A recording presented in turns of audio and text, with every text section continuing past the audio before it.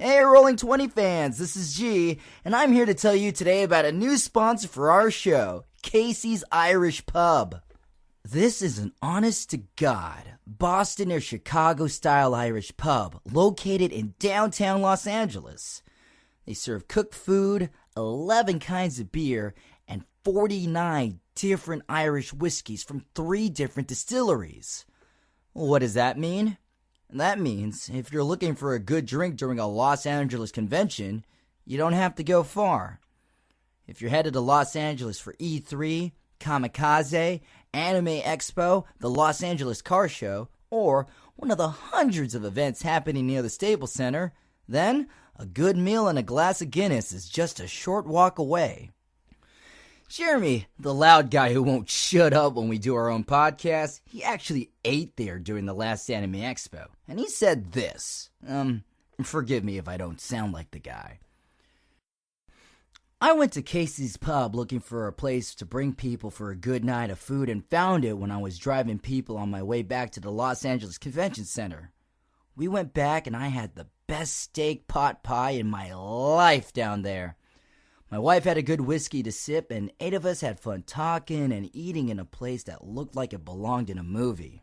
Casey's just a couple of blocks from the Westin Bonaventure. That means it's close to one of Anime Expo's own shuttle stops. We're even hosting a photo shoot there during the 2014 Anime Expo. If you want more details on that, email us at mspfreight@yahoo.com. Hey, so do yourself a favor. And don't stock up on bad beer and try to mix something sitting at the desk of your hotel room.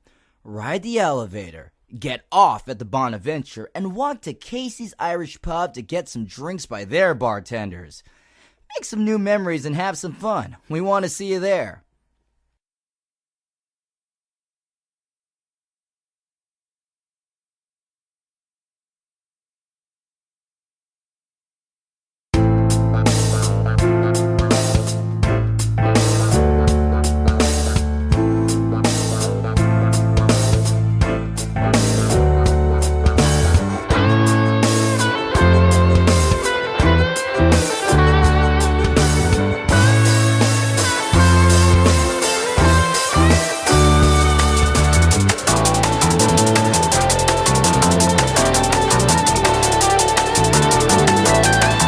Hello, everybody. This is Anthony Bionis on Mission Start Podcast, and with me tonight to talk about what a hell of a week has been for the game industry at E3 is Greg Dietz.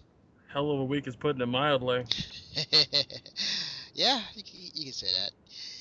Now, we're gonna discuss what we've been up to, but to be honest, me and Greg have been watching all sorts of E3 stuff this entire week, so that's kind of what we've been up to, and we're going to talk about it. We're going to start with some of the press conferences that happened, and this time, normally we do it in the initial order that it was, but we're gonna give it a twist this year around. We're going to go from reverse order, from the back to the front. So, first up, Nintendo, their digital event, their online press conference. I have to say, okay, for those who haven't seen it, like seeing Reggie and Iwata fight each other was pretty cool. Yeah, it was pretty funny. Yeah, I was like around like 9. You know, that's the thing about E3 or Nintendo's press conference that I thought was really interesting was that it was actually a lot of fun to watch, especially the beginning. Like it wasn't just announcing games and showing trailers. It was like they were trying to have fun with doing it at the same time. Oh yeah, definitely. I mean, like I think that Nintendo added the years. I think they had the most like for themselves. I think they had the most fun at E3 in my opinion. Just from the way they were doing the videos, seeing Reggie on stage at the Smash Invitational. Like yeah, it seems like they were having a lot of fun this year at E3. Yeah. Which is interesting. Which is cool. So, and thanks to Greg, he put down a list of what was announced during the Nintendo press conferences, along with other press conferences that day. So I'll quickly go over the games that were announced. So, October 3rd, release date announced for Super Smash Bros. On 3DS. Amiibo AMIIBO announces a similar device as Skylanders or Disney Infinity. Um, the developers talk about. Except it's more broad because you can use it with multiple games instead of just like Skylanders just works on Skylanders and Disney Infinity just works on Disney Infinity, whereas Amiibo will like if you're playing with a gamepad and you're like, oh, I want to switch from Link to Mario, you just put a Link statue or Mario statue on the little thing and Yep. on the pad, and it'll read it, and then you can start playing as that character.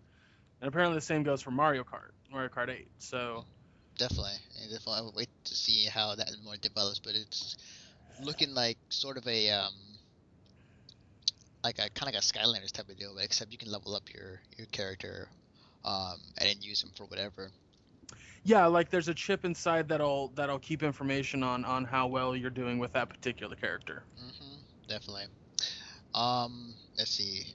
Other things that were announced during the conference was Yoshi's Woolly World, which basically is just like Kirby's Epic Yarn, but with Yoshi in the same vein as More of a 3D feel to it. yeah. 'Cause Yoshi's Epic Yarn, as much as I loved it, was only 2D. This has it's still a side scroller, but it has it's like that 2D 3D thing. Yeah, definitely. And it's in the same style as Yoshi's Island, the egg thing. Yeah, it's very much same style as Yoshi's Island, but it's wool. So instead of Yoshi eating things to make eggs, he eats things to make little balls of yarn. Yeah. Other stuff they announced was Captain Toad's Treasure Tracker, which actually looks pretty cool. I'm actually pretty excited. Yeah. Do you know what that's from, by the way? I remember hearing that it was from another game or something they tried to do before, but in Super Mario 3D World, there's these little side levels, I think in each world, where you play as Captain Toad, and you have to get all 6 green stars in a particular map. It's basically just a puzzle thing. You use the Wii pad to like spin the level around, and you can see different angles on the Wii pad while looking at the screens a different angle or whatever. It's those little levels were a blast. And I had made a mention to somebody when I was playing those, like, these little levels need to be their own game. Like, just a full-on their own game, and that's exactly what they did. Yeah, it looks really cool. I like what they're doing with Toad. It's funny. It took them, like, I'm not sure this number is correct, but it took them 20 years to have Toad have his own game. They finally did it, but yeah, it looks really cool. I like it definitely a lot. The other thing they announced was the new Legend of Zelda, the more kind of open world Skyrim Zelda game, which is freaking awesome. I think that's a lot of potential. If it's it is what it is. Oh man. It's funny that they say that, because in my opinion, every Zelda game has been open world. Yes, not like in the terms of Skyrim per se, but it's been open world. I mean, if you think of the first game, you can go any direction you want at any point. There's no like direction pointing you in one area like Mario. And to me, every Zelda's been that way. I mean, maybe not like Ocarina of Time or Wind Waker, where it's very clear what you have to do because they want you to start the game in some way, but like at a certain point, every Zelda game becomes an open world. Right. So I think calling this new Legend of Zelda an open world is a little misleading, in my opinion. Right. I think this Legend of Zelda will be like every other Legend of Zelda, but in more of a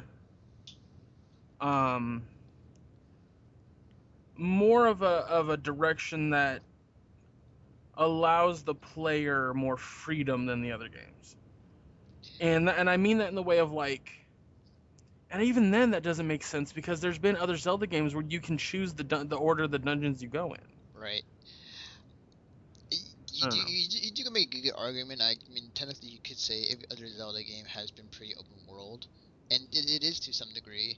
I think what a lot of people have been wanting was just more. They just want the Skyrim open world type of deal, but with Zelda. And Yeah, I understand that, but I don't think Zelda works if it's an RPG. I think Zelda works when it's, oh, I just got a new sword or I just got a new shield. Right. When Link has a progress bar, it doesn't feel right. I could be wrong, and they could totally fucking be shoving my foot down my throat. I don't know, but I mean, I feel like the new Legend of Zelda will be like every other Legend of Zelda, except it'll look fucking amazing. Yes. Oh my God. I cannot tell you. I was like staring at that grass for like the first 3 minutes of that thing. I was like, wow, that's like the most good looking. Oh, grass. I honestly thought it was just a shot. Like there was no, like I saw the grass moving, but I didn't think it was gonna be like a fucking actual video where like an awesome enemy's chasing. Which apparently that's not Link, by the way. Yeah, I think it's Zelda. I'm pretty sure it's Zelda. Yeah. Or another hero of time. Yeah, for sure. I like where they're going with it though. It's pretty cool. Yeah, I'm excited. I'm excited for it for sure. Yep. The next they showed was the trailer for Pokemon Omega Ruby and Alpha Sapphire, which is, just Pokemon. Basically, well, it's also apparently, as it does take place in the same region that Ruby and Sapphire did, it has the graphics and visual aspect of X and Y. Yeah.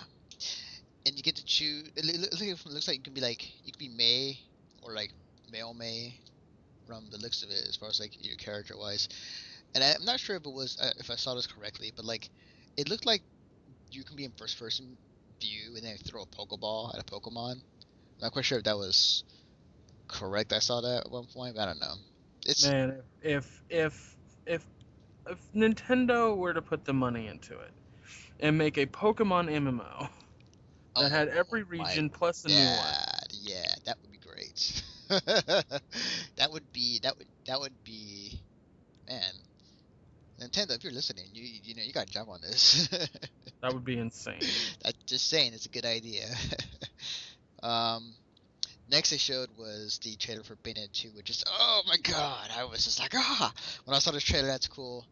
I don't have like a association with Bayonetta just because I'm not a big fan of Devil May Cry in the first place, and I know it has the same style. Even though I know Bayonetta 1 had that easy mode. Yeah. Like super easy mode or whatever. Yeah. But no, I mean the game looks great, and if you buy Bayonetta 2 apparently on the Wii U, which it's only on the Wii U, you get a free copy of Bayonetta 1. Yeah, that's awesome. That's really cool. And for those who have never played it, when you pick it up, if you guys pick it up for Wii U, you guys definitely should play the first one, because it is just as crazy as it looks, even more weird at times. But yeah, it's a really good game. I liked it. So when I saw it, I was like, oh, my dick. Next it showed was developers talking about the Hyrule Warriors, which is basically the creators of Dynasty Warriors, working with Nintendo to bring a Dynasty Warriors Zelda game.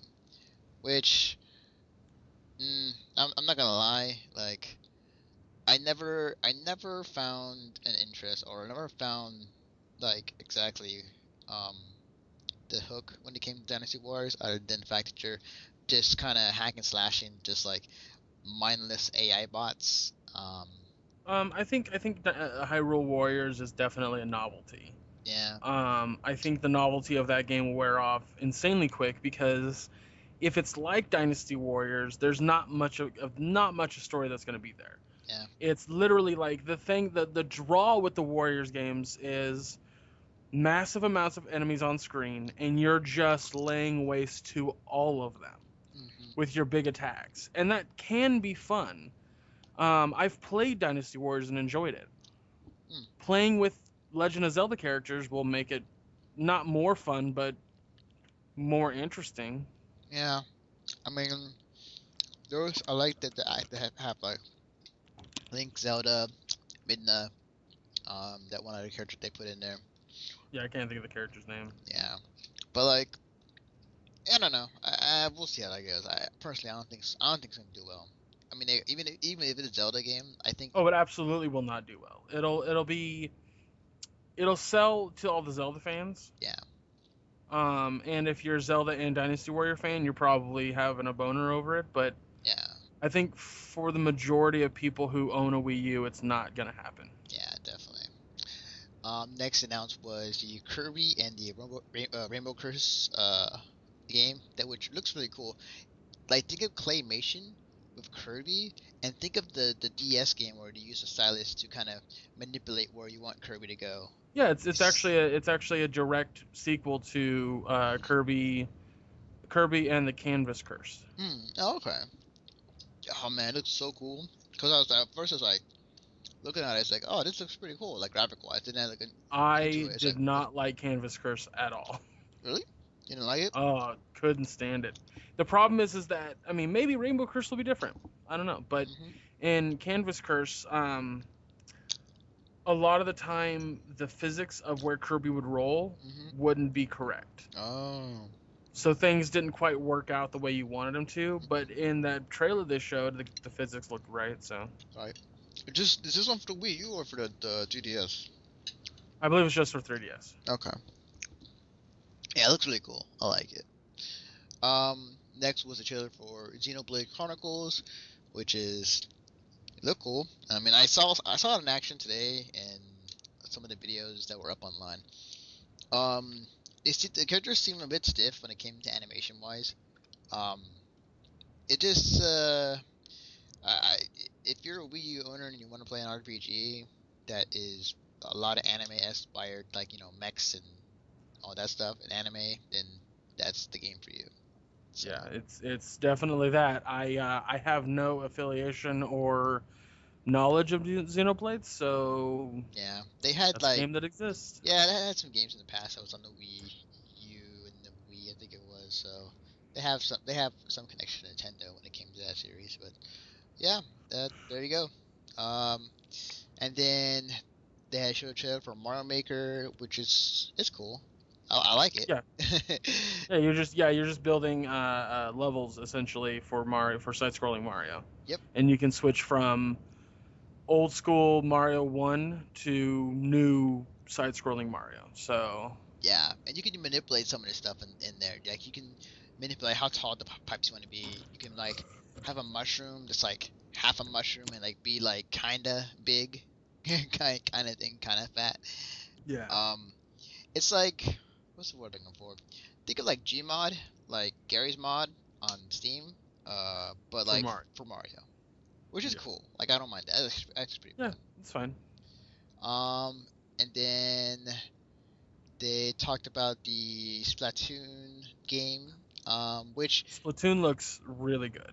It's a lot of good, interesting ideas. When I was watching this, I watched this first time around like live, and then I watched again with the Giant Bomb guys talking over it. And I think Patrick Clever put it right. That this should have been like a 2-minute thing, and not like an extensive thing that they were kind of repeating in some of the trailers. Like you can do do this and you can do that, but he already said it like 5 minutes ago. But no, it looks good. I like the idea. Like I definitely like the idea of like using ink to cover your base and like also be able to use it to ride to go faster. I like it definitely. It's if there's any way to describe it to our listeners, it's basically just like Modern Warfare with cute squid girls and ink. Some people said it's similar to Team Fortress. That too. Yeah, that too. Because you don't kill. Because the idea is you can't kill anybody. You are literally just this little squid with that can turn into a human, humanoid. And when you're human, you can throw ink down. That's your team's color. And when you're squid, you can swim through your own ink and move faster. And the team with the most percentage of ink at the end of the match that's laid down is the winner. So yeah, it looks really cool. I want to see how it goes, but definitely. And then the last announcement was, of course, a new Smash character announced. First thing though was like the first thing that I was kind of like freaking out about amongst others. Like, oh my god, please make a Smash anime, because like That's what I thought it was. I yelled. I was watching. I was like, a Smash anime. That's amazing. yeah. So I was like, oh, that's so alas, cool. it was not. No, I wanted it to happen though. It looks so cool. But no, it was how do you pronounce her name? Palutena. Yes, Palutena. She is from the Kid Icarus game. And she The one that came out recently, not the one on the NES. yeah. And she looks very OP. She got some moves in there that are like, wow, she looks very overpowered in this game. Yeah. We'll see though. We'll She see. might be like a Bowser character where, oh, sorry. Bowser's like an OP character in my opinion. He's always like super strong and super tough, but he's slow. That's true. And so she might be an easy target. Right, definitely. Yeah. I feel like, in my personal opinion, and people may disagree, Smash Brothers has always been balanced, well balanced. Sure, there's a few occasions where like things aren't super balanced, but I feel like it's still balanced enough to where anyone can play as any character and be fine. Mm-hmm. So Definitely. But she's in the game, and we'll just see how that goes. But yeah, the last thing they kind of showed up a tease, and they kind of they announced it later on today, was Shigeru Miyamoto talking about and like working on a Star Fox prototype game. yeah, he was sitting in front of a screen that was blurred out, and you couldn't really make out what it was at first, but he was basically talking about how he's been working on something that everyone's going to really enjoy and be really happy with. And then very clearly, like, even though it was blurred, very clearly it was an R-Wing flying past the screen. One more thing I will add to this press conference that they did announce today, which I think is pretty big, is the new IP that Nintendo has announced called Steam, which is basically it's for the 3DS, and it's basically Dinka, the guys from the developers from Advance Wars, Shigeru Miyamoto, who's actually heading this project, a steampunk or steam. I don't say steampunk, but like it kind of like a Steam-based strategy game, where you control, your troops, and you represent America, and you are to defend the human race against aliens, and it's done in a very comic book, like cel-shaded style. I saw that today. I was actually, it's really cool. Real quick before you finish that thought, Screw Attack just announced, I see this on Facebook, that E.G. Aonuma confirms that it was Link in the Zelda Wii U E3 trailer. Oh, okay. All right. Okay. I don't know where that rumor came from, as it was saying it wasn't Link. Someone was saying, someone from Nintendo was saying, like, it may not be Link, like, and then everyone was like, oh, it's not Link? What the fuck? Like, Right. Okay, I gotcha. Okay. So next we move on to the Sony press conference, which I'll go quickly some of the stuff, and then we'll talk about what was there, because there's a lot of stuff here. So they first had a long fucking conference. 2 hours first. So they showed off, the first game they showed up was Destiny. Afterwards, they announced a new game called Ghost. No. Peter Dinklage is the voice of a character named Ghost in Destiny. Oh, okay, gotcha. Which is just basically just Guilty Spark. I mean, yeah. I mean, okay, I'll talk about it. Let me get through this list first, and then we'll talk about it. Yeah, right. PS4 owners will get the Destiny beta first on July 17th. Then they showed the Order 1886 gameplay trailer. Looks great. God, yes.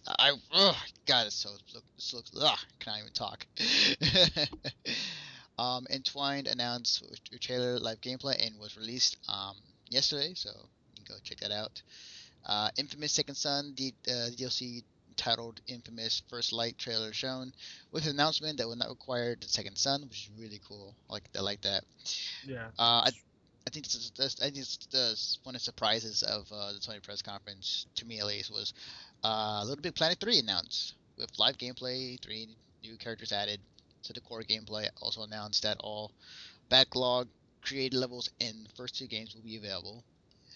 Um, then the next game was announced was Bloodborne. The guys from the Dark Souls and other Dark Souls game that I forgot was. Which kind of looks like a steampunk Dark Souls.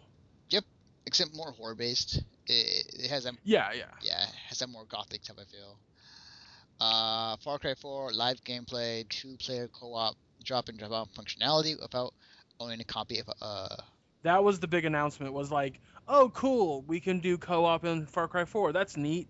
And then they were like, oh, by the way, if you want your friend to play with you in Far Cry 4, he doesn't have to have a copy.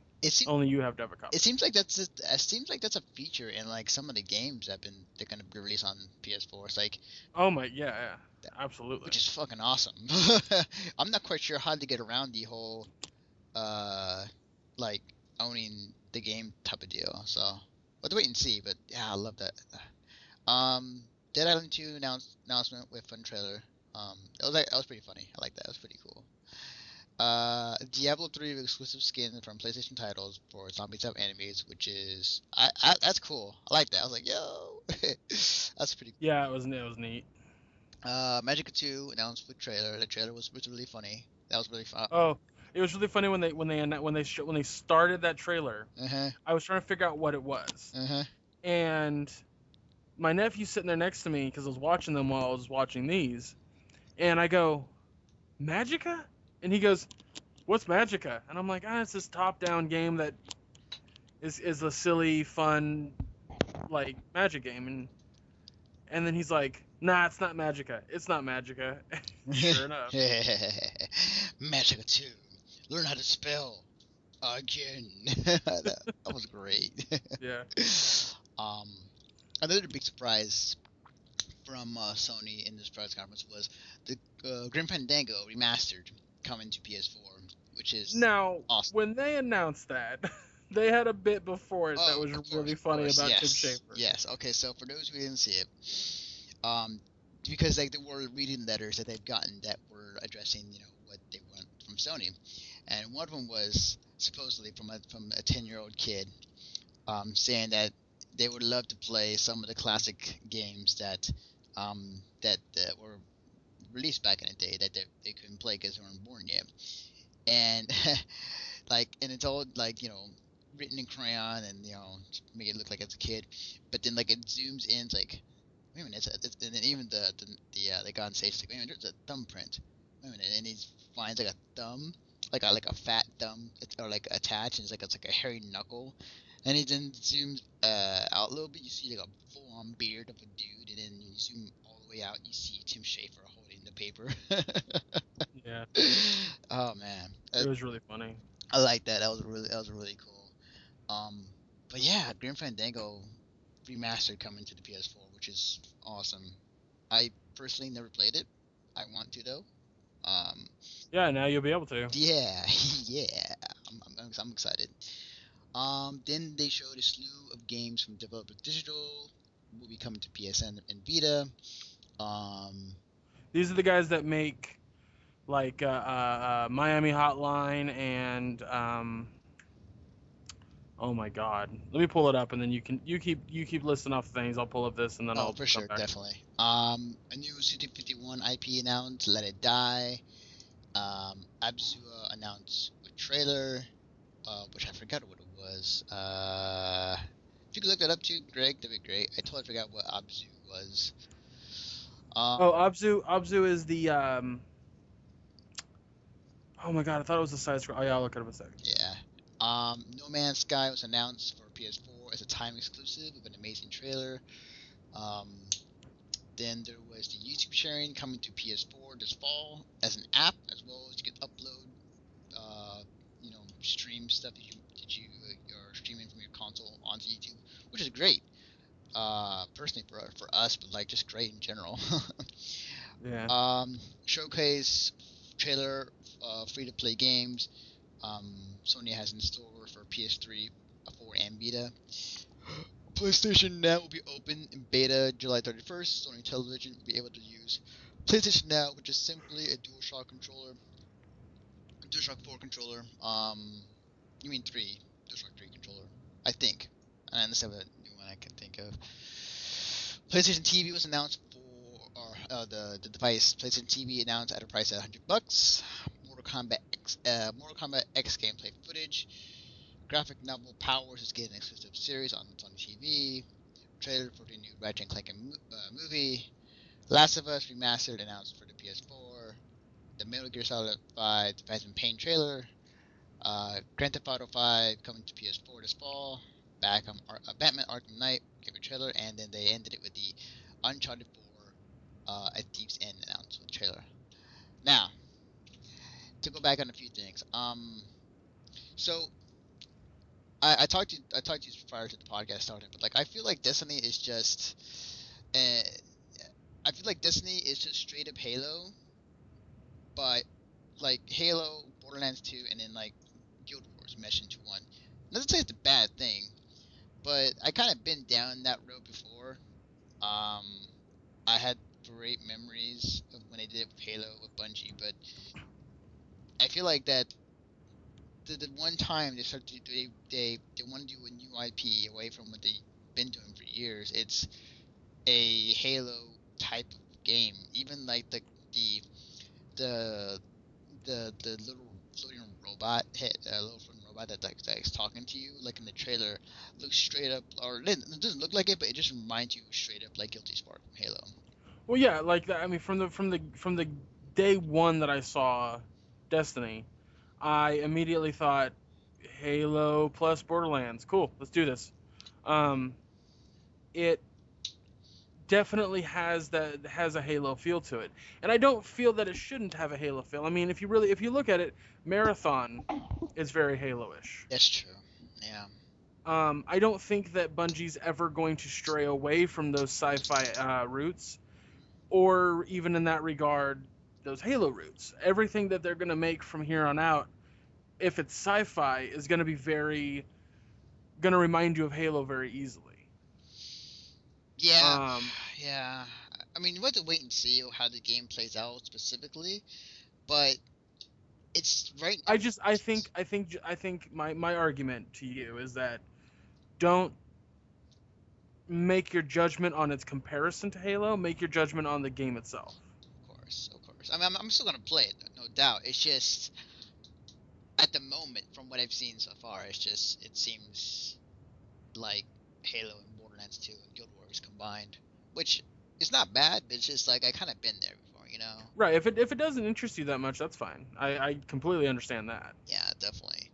I would just say I mean, it's that whole thing of like you can't judge something until you check it out, sort of thing. That's true. That's true. And definitely, if you end up playing and you're like, not my thing, I'll be like, all right, cool, I'm gonna enjoy it. Talk to you later. Yeah, definitely. I'm really excited for it. I think that Destiny is going to be a great game. My issue is that how it's going to play on other consoles that are not next gen. Because I know it's PS4 and Xbox One is coming to. Is this coming to other systems as well, like Xbox 360 and PS3? Yep. Oh, is it really? Yep. Oh, okay, I didn't know that. Activision is making sure that it comes to every console. Okay, well, that makes sense. I mean, that's Activision. I mean, I believe it's even coming to the Wii U, if I'm not mistaken. I'm gonna look that up right now, but that'd be interesting. Okay, well, wait and see. Especially with the I misspelled Destiny. For sure. While you look that up, I have to say the Order 1886 gameplay trailer looks so good. I saw a video footage of it later on. Which thing? The Order 1886. Oh, yeah. Sorry, I didn't hear you. I was like, I don't know. No, that's cool. They have. Oh, not on the Wii U, just on the PS3, PS4, Xbox 360, and Xbox One. Okay. That game. Oh my god, that game looks so good. I love. I believe it was Ray Dawn. Yes, the guys. You know what's funny is like it's the guys who made the PSP games, the God of War series, on the PSP, and they were brought on to make the Order. And what I think makes that if the gameplay is anything like that video, yeah, which we know now that might not be the case because we've seen what happened with with God damn it, the game just came out. I can't think of the title of it. Watch Dogs. Oh yeah, okay. Where the video is 1,000 times better, and then a year later, when the game finally comes out, it doesn't look anything like it. I can safely tell you that it is exactly like that. I saw a gameplay video on Games. There was gameplay video of it of Watch Dogs at last E3. Oh, okay. And like people actually playing the game that looked way better than it does now on the new consoles. Okay. So I'm just saying. I mean, like, I sincerely hope. I mean, I'm not saying I don't want it to. I'm just saying, like, let's be cautiously optimistic. I hear ya. I hope it's like that. We'll have to wait and see. I want it. Man, I really want it. I think The thing. So go ahead. I think the really cool aspect that they're going for though is the seamless transition from gameplay to cutscene, which is really cool. I definitely enjoy what they're going for that. Well, I was also going to mention that the lighting dynamics are unbelievable in that game. Oh yeah, sliding's so good. Ah, yeah. It's crazy that we play games and we notice lighting. that's when you know that we've gotten past the realm of just being a nerd to just like being okay. Now we're talking about behind the scenes shit. Yeah. Next thing you know, we're talking about like ray tracing, lighting, and like the pixelation on some characters. Yep. It's good, dude. It's gonna get to that point where we're so jaded that like the younger generation is just like, I want to shoot things, and we're like, yeah, but in that game, like, it's just a retreaded story of this old thing, and it's definitely a lower grade in the polygons department. Plus, the lighting is really bad. Like, I saw 2 different shadows from 2 different directions with one lighting source. Like, it's just weird. They're using the same model 30 times. Yeah, and that's like all those NPCs had the same face. Like, it's gonna be bad. Yeah. We're already getting there, but Yeah, definitely. The other game I want to touch on briefly was like the surprise of Little Big Planet 3. I was surprised. I was like, "What? That game?" You know what surprised me more than Little Big Planet 3? That it was announced so casually. Yeah, that was hilarious too. It's like, "Hey guys." It was literally they walked out on stage, Little Big Planet on the screen. The audience went ape shit immediately. Yeah. And then they were just like, "Hey, so Little Big Planet 3 has new 3 characters."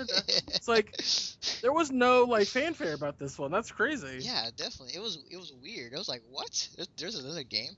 And the thing is though, is like this isn't being developed by Media Molecules, developed by another company. Which is it now? Yeah, it's interesting. Like I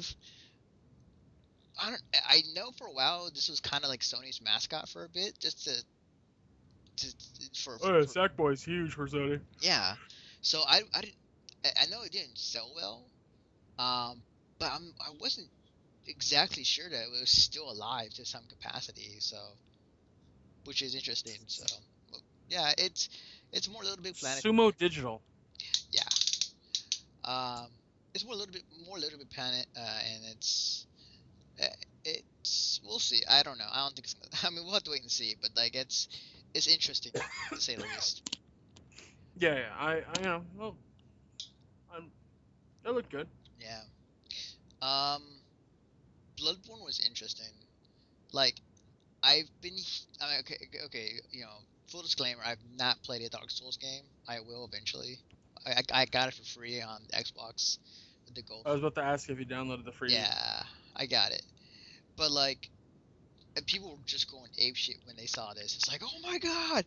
Like, it's the same creators of Dark Souls, and like, it's basically in a more kind of gothic horror type of deal. It looked pretty fucking cool. Like the CG trailer looked really awesome. It looked really creepy as hell. But yeah, like it's definitely a game that people are excited for. Yeah. Aside from that, I mean, like I think the only thing that I took out of this conference was, aside from a few games, was that the tech that they shown. Like I predicted. If you can go back and check it out, I told you like they're gonna show some new tech this E3. The tech they have is just coming to PS4 is really good. I like the PlayStation Now. I was surprised it's the beta is on July 31st. That's really cool. $100 I think is a good price for the PlayStation TV.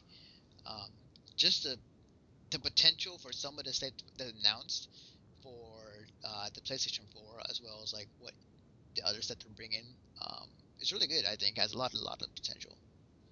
So, um, Yeah, I agree. The big thing for me from this conference, actually, there's two huge things for me. If No Man's Sky is not like they show in the fucking, oh my god, that fucking game, it's so beautiful. I want to, I would sink fucking too many hours in that game. Yes, like I'd just be like, oh shit, there's a planet over here. I'm gonna go check out this planet, and then I would just be on the planet for like hours. I know I would. Like whether I'm just flying around or walking around and looking at all the foliage and the the flora and fauna. yeah, Oh my Lanta, dude! Like, and then going into space and having space battles, and then going into another planet. Like, I just want to play that game. Just want to play it. yeah, that game looks very, very beautiful. And not to mention, this is an independent like game. This is an indie game, but it looks damn good. The other thing that I fucking shit my pants over was Bat Tank. Oh my god, yes. Oh my god, the Batman Arkham Knight trailer. It looks so good. Oh man, when he was gliding around the city just with the Batcave, holy crap. Yeah, I can't.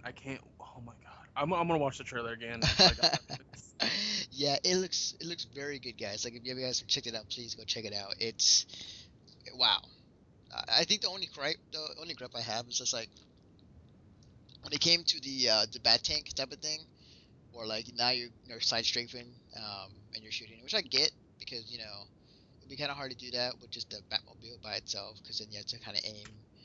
But yeah, it looks really good. It looks really good. I cannot wait for that game. Oh man. Um, yeah. don't one other thing that I would say, the game wise that I totally kind of didn't go nuts for, but it looks really cool, was the Mortal Kombat X gameplay footage.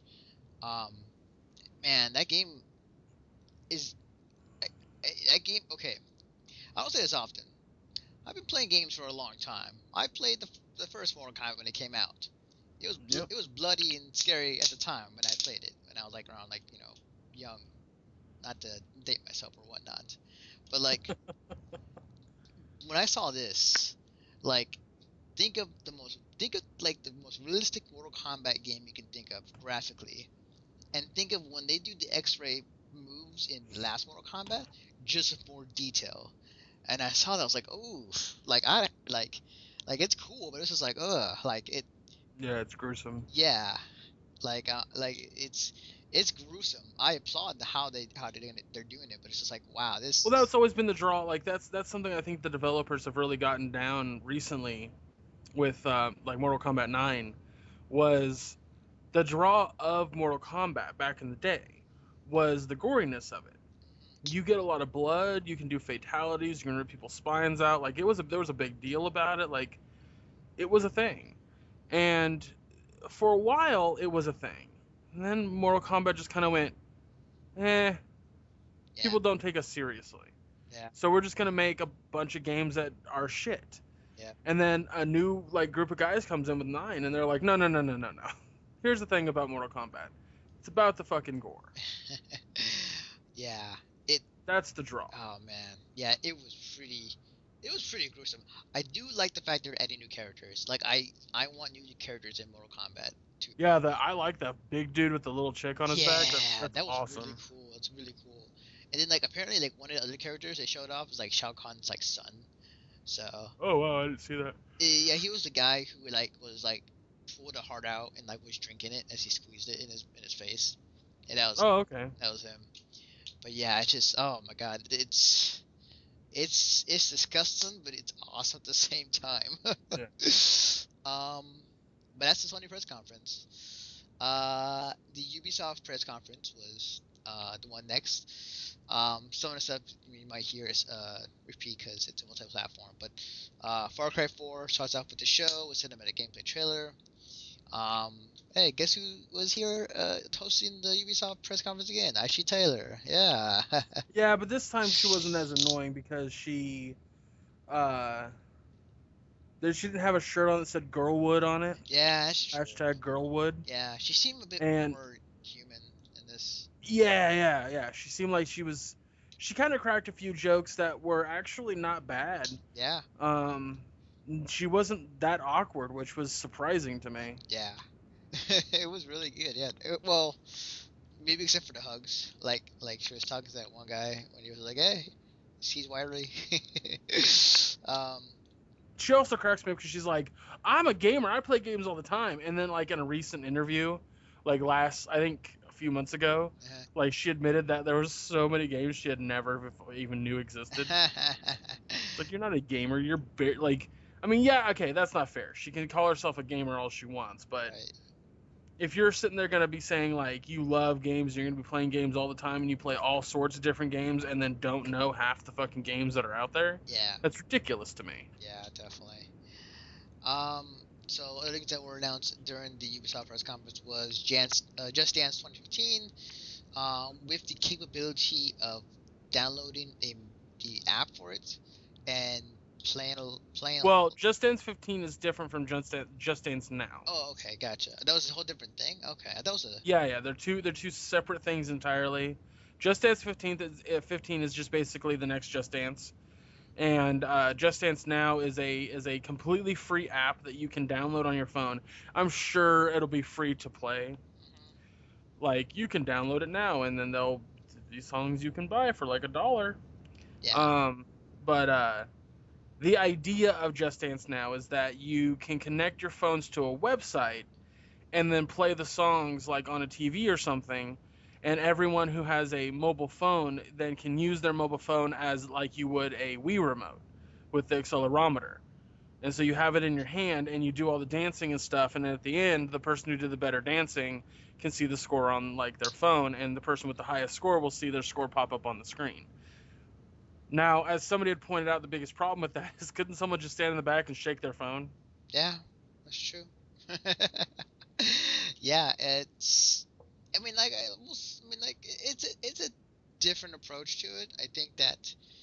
I mean, we like we've seen in previous. I think especially with Ubisoft, like in some of their games, like Watch Dogs, you can use your iPad. I mean your iPad to interact with somebody within the Watch Dogs. I prefer iPod.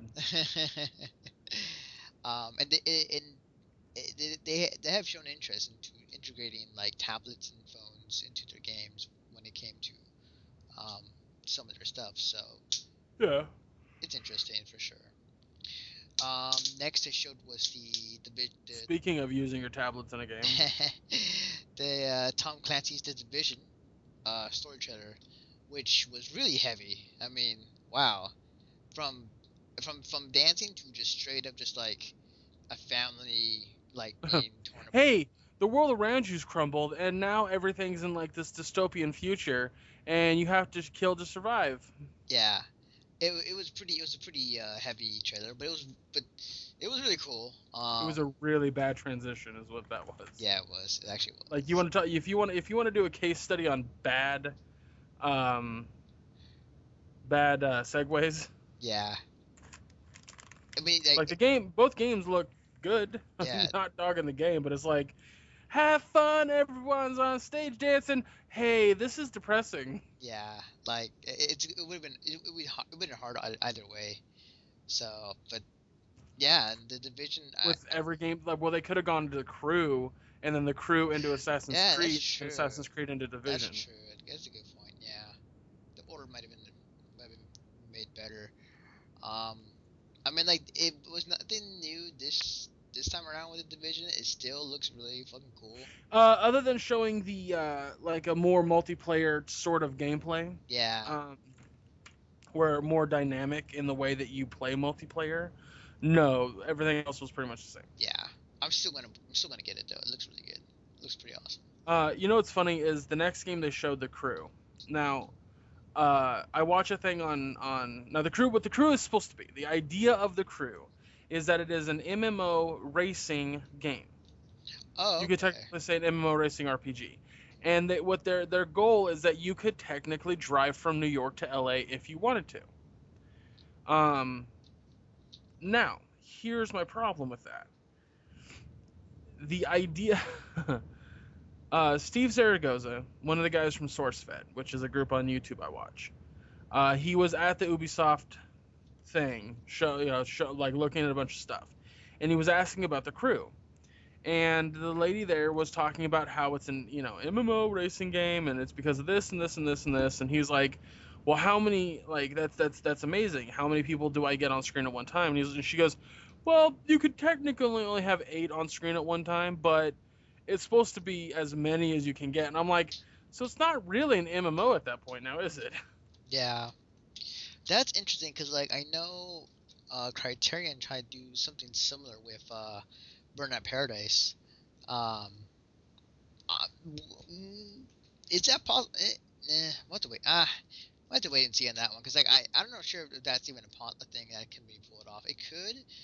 I mean, it could. I think it could be pulled off, but I think just the idea. I think an MMO racing game of the entire United States is a brilliant idea, but if there's 3,000 people playing in different parts of the United States, then there shouldn't be a limit on how many people I can see on screen at one time. That's true.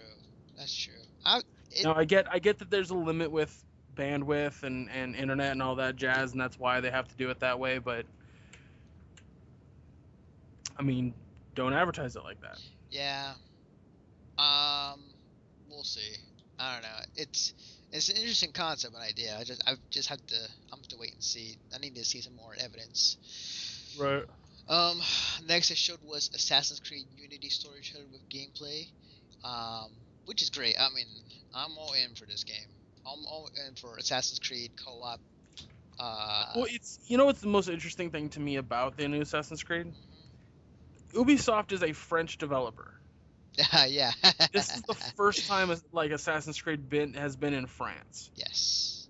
So if this isn't the most historically accurate Assassin's Creed, then I give up. Yeah, this is taking place during the French Revolution in the 1700s. Right. And yeah, it's basically to sum it up, think of Assassin's Creed, but just four player co-op, and killing like one target.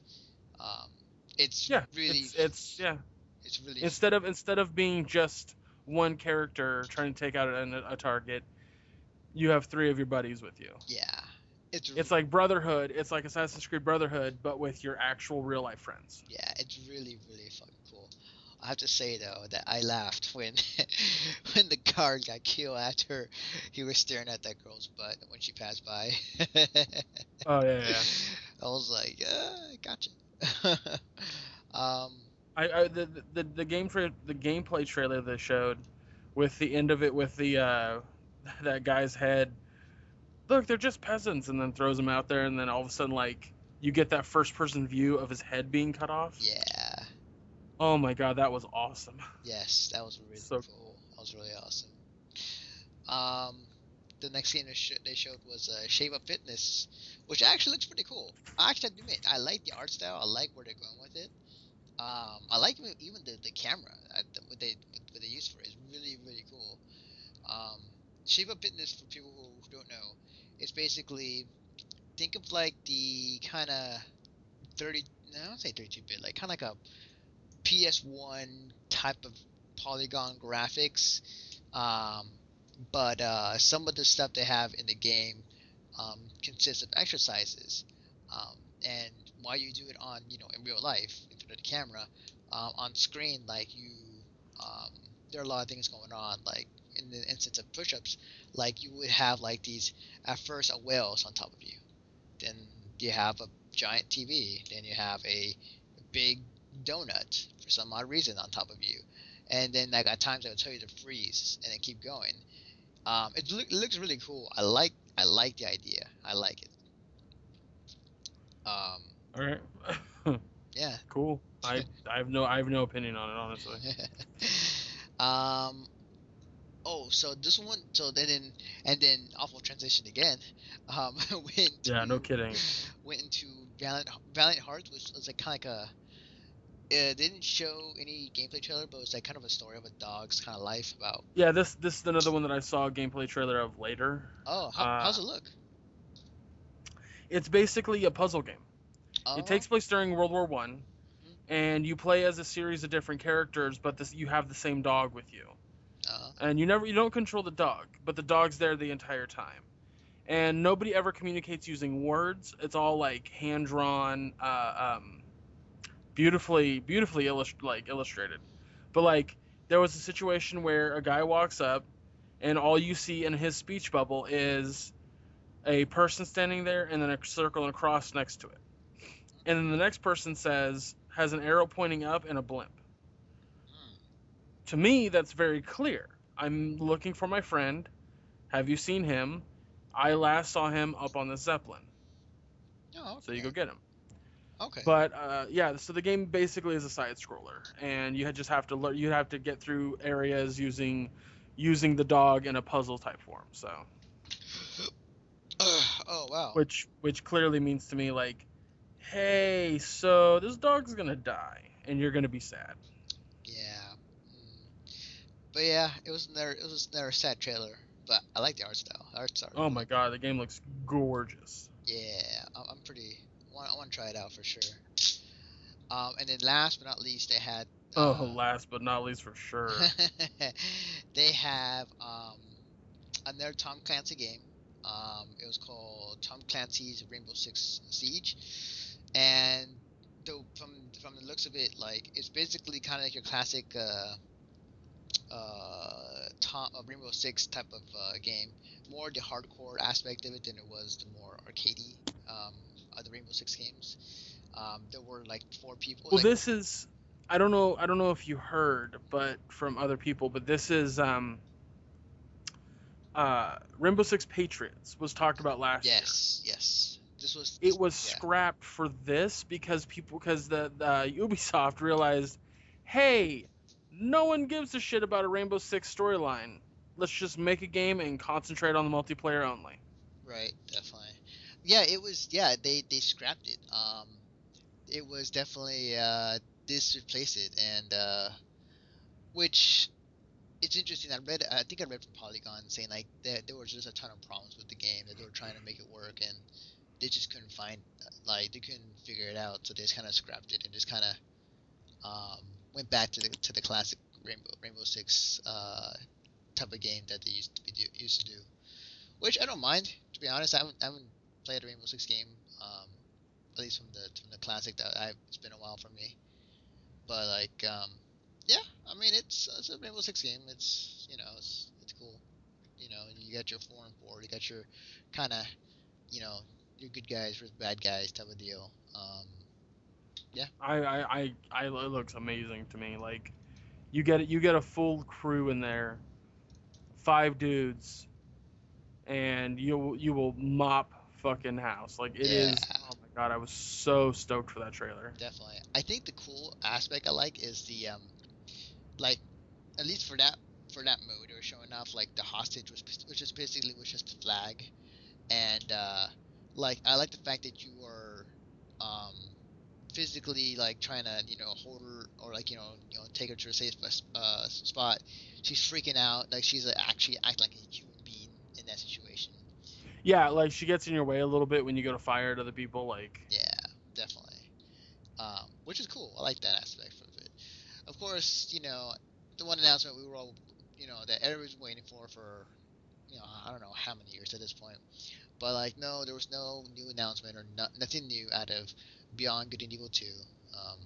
Which I'm not surprised. I mean, at this point, I kind of just gave up on the game. But like, it's still being worked on, and it's still, I don't know. I want to say the one thing I was actually looking forward to that I'm kind of pissed that didn't get announced was sequel to Blood Dragon.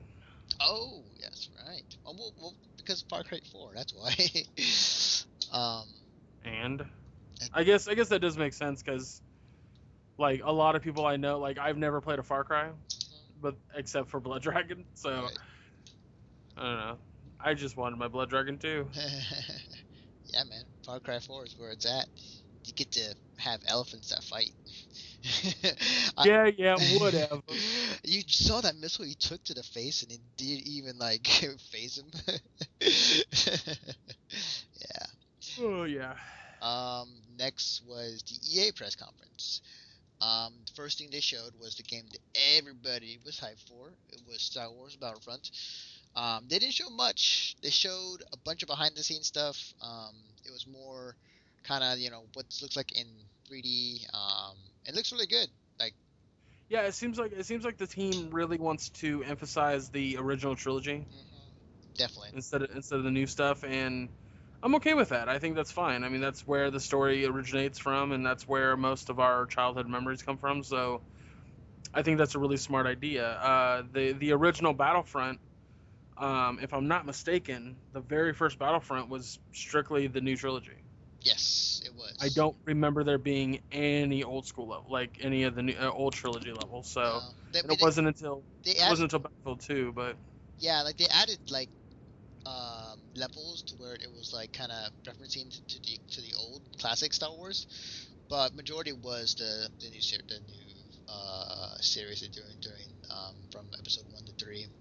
Right. It also seems like they're concentrating on it just being a multiplayer. Yeah, definitely. Which So, I'm cool with. That's what it should be. I don't Yes. I don't think you need to make a story. No, I do not think so. Next is they showed some of the gameplay footage of Dragon Age Inquisition with some story information with it. I'm all in for this game too. I've never played a Dragon Age game, but this one I think if there's anyone to jump into, I think this would be the good one to jump into. So I'm definitely down to play this game. It reminds me a lot of Mass Effect 1, where it's like more strategic, and you take your time. You can actually pause and like have this elf shoot at this person and have this healer heal you while you're slaughter this guy with your hammer. So I'm all in for that for sure. Yeah. Next was Mass Effect, even though it was more behind the scenes. It was more of this just them like, hey, we're working on Mass Effect. Yep, an image of some. I know that 90% of you hated the ending to 3, but trust me, this new Mass Effect doesn't have a shitty ending. We swear. Yeah, it's them making. That's all it was. It drove me. Oh my fucking hated it. Yeah, I'm all down. I'm down for a new Mass Effect. I mean, you already know. I've argued on this fucking podcast like 8 different times the ending to that goddamn game. Yeah, definitely. And for them to basically address the idiots pisses me off.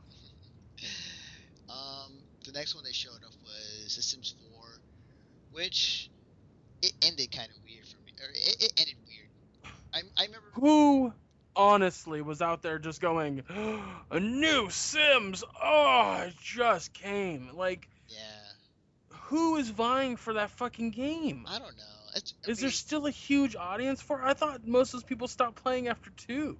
There is an audience, but yeah, like honestly, I don't know. I mean, that's a good question. I'm not sure if the Sims is still popular enough to still be selling gangbusters. There's still an audience out there for it, but it's not as big as it used to be.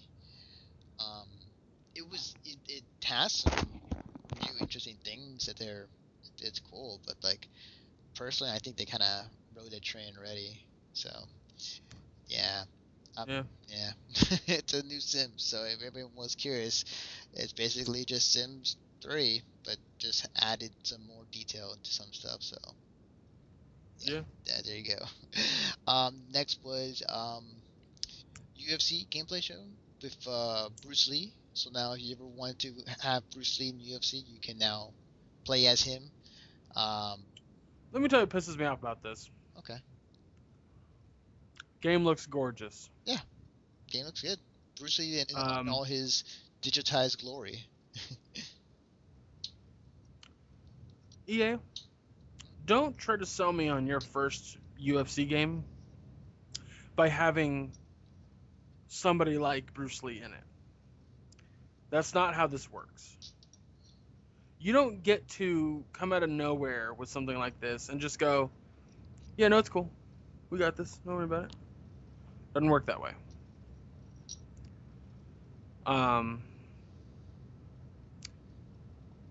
I was mad about that last year when they announced it. because I thought it was really dumb gimmick to get people to buy the game. Because to me, it should be, hey, you know us, EA, we make great sports games. Well, guess what? We just got the UFC title, so we can make UFC games now. That should be enough. But to them, it was like, well, we have to do something to get people to hear. Let's fucking destroy Bruce Lee's entire fucking lineage by having him in this game. Call me cynical. I don't give a shit. That's stupid. I mean, here's the thing. I mean, like, I don't have any gripes about it. I mean, the only thing, it just feels kind of weird having, I don't know, it feels kind of weird having, I guess, Bruce Lee or like this really famous, iconic person like digitized into a game. Like, if he was alive, I don't think he would really approve. I think, or maybe he would. I don't know. I think he probably wouldn't, because like he's more about peace than anything else. Yeah, like Bruce Lee would not be in the UFC. I mean, yeah, he might. I take that back, because he did spar. Yeah. And you might look at that as sparring, but I think that's like, I don't know, because I don't think he was a big fan of boxing, if I'm not mistaken. Because it was using your skill as a sport to earn money, and that's not how he was trained. But he did use his skill in movies to earn money, which is not how he was trained. So yeah, I don't know. It's hard to say how he feel about UFC when he's not alive, and we shouldn't be saying like, "Hey, Bruce Lee would say this," because that's not that's not good. But sure. Other than that, though, the game looks good. I mean, it's another UFC game, and graphically, it's really good. Yeah, I just feel like EA should bank off the idea that they should be like, "Hey, we're making a UFC game." Yep. Next they showed was the new NHL 15 gameplay shown. I mean, it's hockey. So it's fucking NHL. If you're into hockey, and you want a hockey game, there you go. Yep, that's pretty much it. Looks really good, and player probably plays really well. Yeah. So have fun with it. Yep. Next they showed the Criterion new racing IP, which is more behind the scenes type of deal, a lot more alpha footage of just like, Yeah, but the idea of this racing game is fucking phenomenal. I love Burnout 2. Burnout 3 was, I think, my favorite. I'm all for another Burnout game, but I'm not quite sure how this will work, because like I know you can go from one vehicle to another vehicle, but it's more of using extreme like sports type of deal. Like you can be in a motorcycle, you can be in a motorboat. I mean, imagine you're in a race and you're going to be playing as 3 different vehicles. That's true. Not thinking about it. It reminds me. That's all it really comes down to, because I feel like this stuff where you're flying a helicopter and then all of a sudden you're jumping out of it onto a motorcycle and then you watch the helicopter crash. Staged. Yeah, I think you're right. The more I think about it, it reminds me of God, what was the first, like, it was like one of the first PS3 games that came out with the PS3, MotorStorm. That's what it's called? Oh my god, I loved MotorStorm. Yeah, it was definitely. That game was great. It looked good too. Sequel kind of sucked, but yeah, but like, yeah, like it's if it's kind of invoking that with Burnout, you know, I'm interested. I'm not all in yet. I want to see some gameplay footage and see how it looks. But we'll have to wait and see and how it goes. But you know, hey, another Burnout game. It's pretty cool. Yep. Next was Madden 15. They showed some gameplay footage and trailer to it. I will say this about Madden. Madden is that I do like the fact that they're fixing, like, they're actually addressing the defense issue in the game. Because all, like, in the past 14 Madden games, if you play defense, it's always in the viewpoint of the offensive side. It's never like on the defensive side where you're facing the quarterback. It's always the opposite. So now they're addressing that in this game. Like, okay, so if you play defense, the camera's gonna be on your side, and you can be able to choose who you want to be on that side, whether it be a pass rusher, defensive end, cornerback, or whatnot. Correct me if I'm wrong, but I remember seeing that on the offensive side of the ball. You could be an offensive lineman, and like make open pass for like the running back. I'm not sure if I saw that correctly, but I like the fact that they're addressing that. So that's cool. Finally, after 14 games. Yeah. I get how fans would be excited about that. I'm not, but I get how fans could be excited about that. For sure. Dawn Gate is they showed the gameplay trailer, and it was a MOBA that EA's working on. Doesn't really look any interesting to me, to be honest. It seriously looks like every other MOBA. Pretty much. Just like, yeah, it's just straight up, yeah. I think the one funny aspect of that's like what they said in the trailer is like, we're going to emphasize story within each character, within the MOBA game, so that you'll be enthralled within it. It's like, okay. It's not why I play a MOBA. Yeah. I mean, it's cool. Don't get me wrong. I like, story, but like, I don't think, yeah. It is necessary. Yep. Mirror's Edge 2 announced with developer input and gameplay shown. I'm really excited for this game. Mirror's Edge 2 is yes. It's cool. They showed some gameplay footage of it.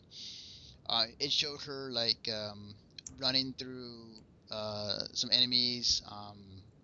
Like you can definitely added more animation as far as like what you can do combat wise. You can run on the wall and kick people. You can slide now, like you take their legs out. I definitely, more Mirror's Edge is always awesome, and I cannot wait for this game. Oh, by the way, it looks really fucking good. Yeah. The minimalist like style makes it really, really, really good. So I probably won't be playing it just because the first one made me sick. But it's a good game, so why not make a sequel? Definitely. Well, I mean, it was a good game. It didn't sell well, but I'm glad EA is making a sequel to it, so I'm happy. Yeah, that's true. I'm happy. Even if it doesn't sell well, I'm happy they're making a sequel regardless. Yeah. And then FIFA 15 was shown. A new trailer for another gameplay. Soccer. Yeah. I mean, it's announcing it right when the World Cup's happening right now. It's a good thing. Yeah. But yeah, it's soccer. Yeah. And then the last thing they showed was Battlefield Hardline. Now, you played a bit of it, the beta, because they have shown and announced the game at E3 and announced that the beta was live. Yeah. And for those who haven't seen it or have any knowledge of what Battlefield Hardline is, basically it's just cops and robbers. If there's any game you can compare it to, like think of Payday the Heist. It just with like more emphasis around destructibility within the buildings. I wouldn't compare it to Payday. Really? Yeah. Okay, so you played it. Let me know what exactly does it feel like? So the heist mode is that there are two armored trucks that are already knocked over. And you just have to show up and put dynamite on the door to blow them open. Once that's done, there's money in there. Players then take the money to the location to get it out of there. That's all it is. It's literally like Team A is the robbers or the thieves, and they have to, or criminals, they have to take the money to a helicopter on top of a roof. The cops have to stop them from doing this within the time limit. However, it's all Call of Duty style. I'm sorry, Battlefield style. So everything feels like Battlefield except that part. Like, I'm trying to think of something that could compare it to. Like, imagine if you're playing Halo and only one team has the bomb, but the bomb's in the center of the map. Mm-hmm. And only one team can take the bomb to that location. I see. And once they do, they win. How's it? How's it play out? Like, in your opinion, like, is it? I mean, I know it's a beta, but like, in your opinion, like, how much fun are you playing? Are you having with the game? It was a lot of fun, actually. The vehicles feel really good. Everything looks crisp. Like the thing like they showed in the gameplay trailer during E3, that crane that falls, Mm-hmm. if it's a scripted fall, Mm-hmm. like it doesn't fall exactly the same exact time every map. I think it has to be triggered, but when it falls the exact same way. Oh, I see. Gotcha. No, that's not to say it's a bad thing. Mm-hmm. That's a dynamic level that has one dynamic aspect to it. Mm. But the thing that always makes Call of Duty that much more fun is the variety of options you have to enter the battlefield. The different directions that you can go and take things.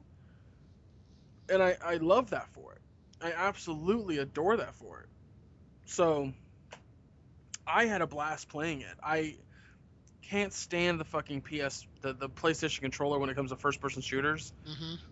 It's always like really off and just feels clunky, but as for the game itself, like, it's really good. It's really well done. Okay. I'm not quite sold on it. I think the reason being because the last Battlefield game they made was pretty not as great. Right. Well, that's the problem with, like, if you look at the time between 2 and 3, it was a long time in there. Yeah, they had a couple like offshoot games, but those games were just like what 2 was, just slightly different. And if you play the game that came out right before 3 came out, which I think came out like a couple of years,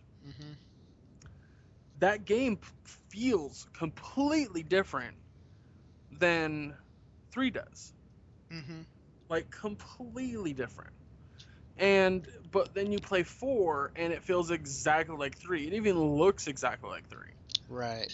Yeah. It's almost as if they had 2 teams building 2 different stories and 2 different sets of maps on the exact same engine. Definitely. With the exact same computers. It just that's the problem with modern game design or big companies these days, especially like a company like EA. It almost feels like shit's just a reskin. But that's the great thing about Hardline. It doesn't feel like a direct reskin because the cops and the thieves, they are not soldiers and they don't play like soldiers. Right. They are much slower and clunkier, which I like. Like sprinting is slow and you get tired quick. But that makes sense to me. Yeah, definitely. I'm gonna do a full write-up on it, and actually because I was able to quote-unquote stream it on his account, I have downloaded the footage that I've from Twitch, and I'm going to use that footage to make a short like clip thing of the videos of me playing over me talking about it. Oh, okay. Definitely. And then I'm just gonna upload that to the site so you can watch that. Awesome. I will say the last thing about that is I think it's hilarious. It's like the minute they were talking about, we have stations within this room you can play, but also we have people on top of an LA building playing the game, so you play against them because they just, here's what they represent the thieves. And I have to say, like, man, I feel sorry for those guys who are playing on top of the roof. Oh my god, yeah. In the heat, like, and outside with no shade, on top of a roof, that's... Fuck that noise. Yeah. They must have... I don't know. That's... I will say the funny part was, like at the end, it's like, the Hardline, Battlefield Hardline beta is now live! Smoke goes... Yeah, it was pretty fun. That was hilarious. So last but not least, and this is the very first one, um, is the Microsoft press conference. Now, in previous years, Microsoft, well, let's take that back.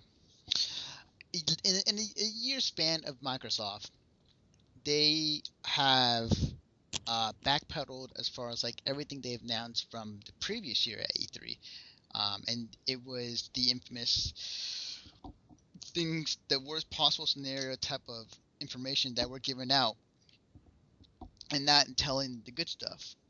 And since then, ever since that fateful E3, they changed a lot of policies that they've set in place. Now, within a year of really kind of taking everything in stride and learning exactly how to do PR, this entire press Let's be honest, barely learning how to do PR. They took this entire press conference to dedicate it to games and nothing but games, and it was cool. There was no mention of the Kinect. There was no anything about apps, nothing about any bundles, anything of the nature. Just straight up game for game for game for game. And just to go off the list, like last time, here is a list of, thanks to Greg, of all the stuff they announced at the Microsoft press conference. So, first up was the new Call of Duty Advanced Warfare game, with the announcement that Xbox owners will get the first DLC. Forza Motorsport 5 was shown and announced with some exclusive DLC as well. Forza Horizon 2, releasing September 30th. Evolve is a new exclusive beta and DLC coming to Xbox One. Assassin's Creed Unity is shown with details on the story and gameplay, as we talked about in the Ubisoft press conference. Dragon Age Inquisition shown with news of premiere content first on Xbox. Sunset Overdrive gets a new cinematic trailer and gameplay.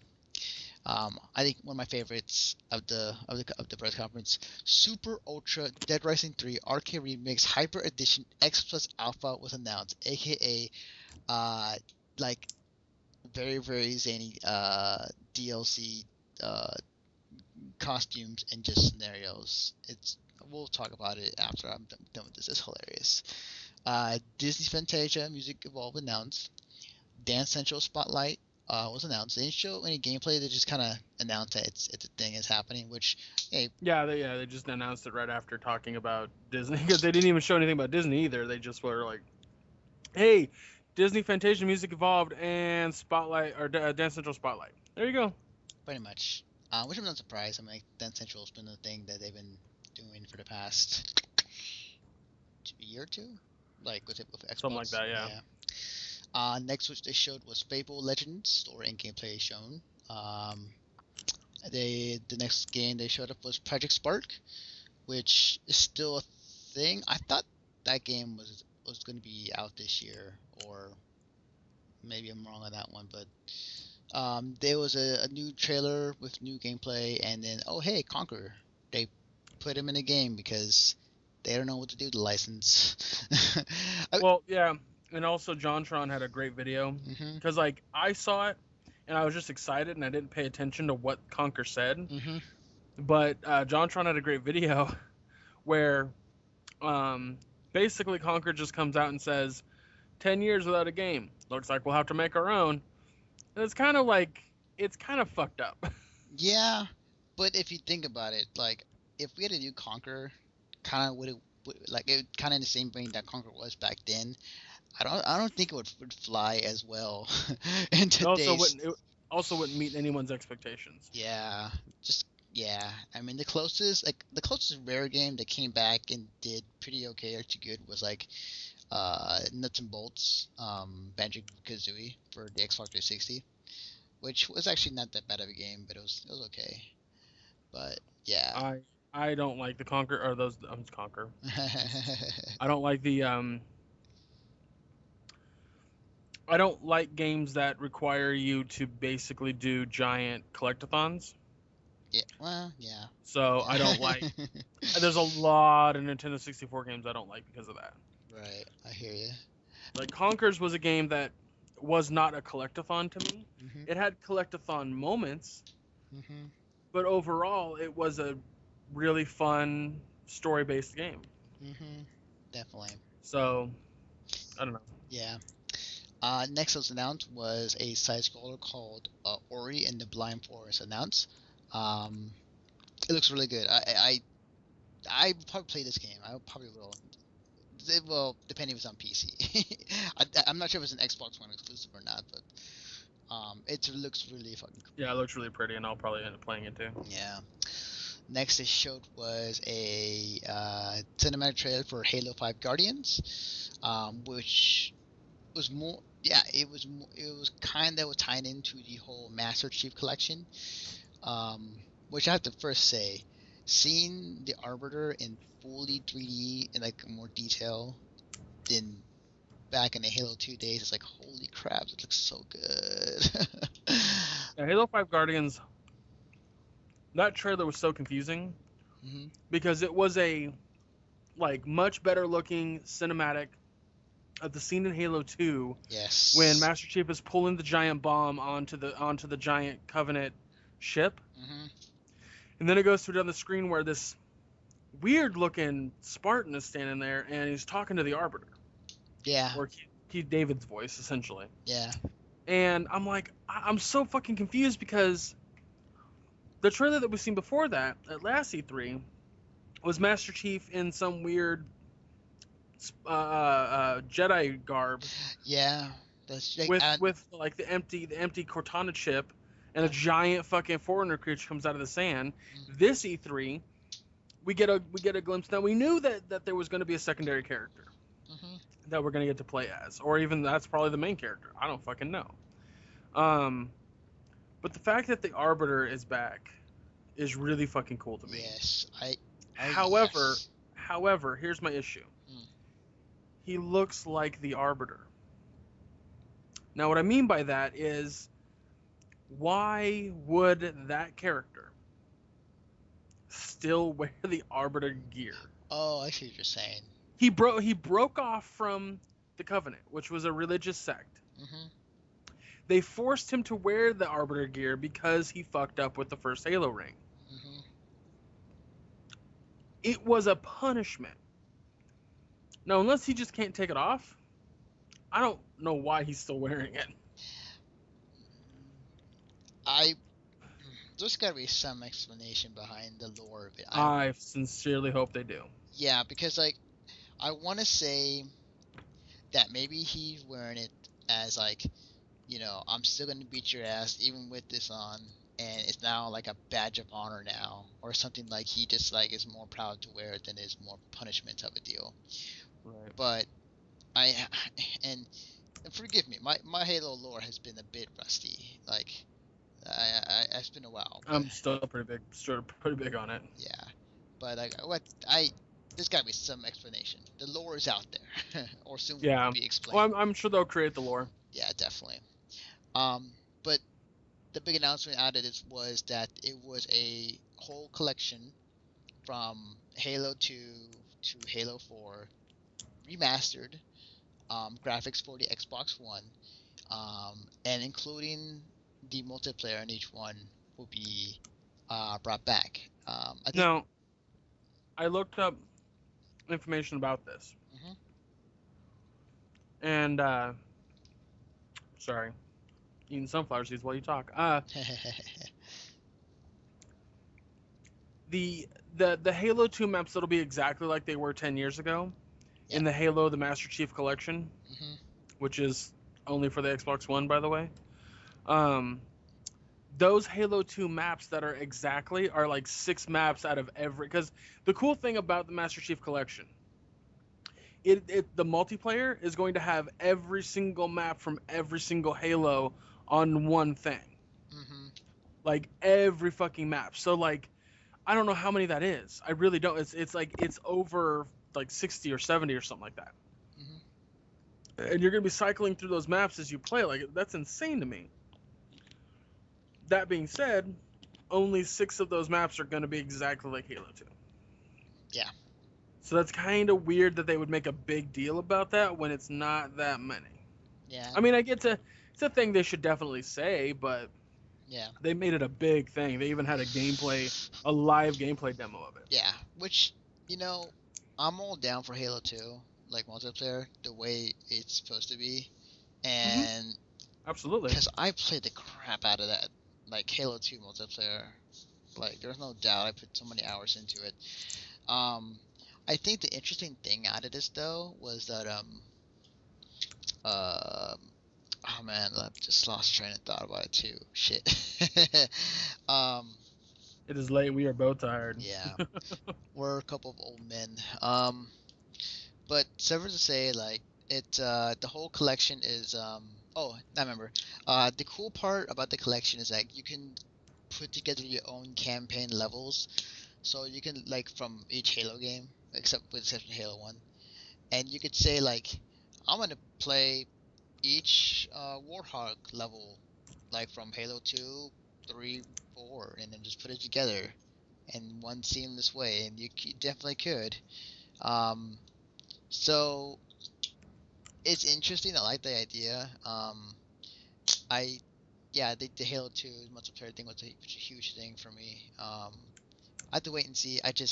It makes me wonder. It's like, Well, I really like the fact that they're doing the Master Chief Collection, because there's a lot of people in like, take my nephews for example. Yeah.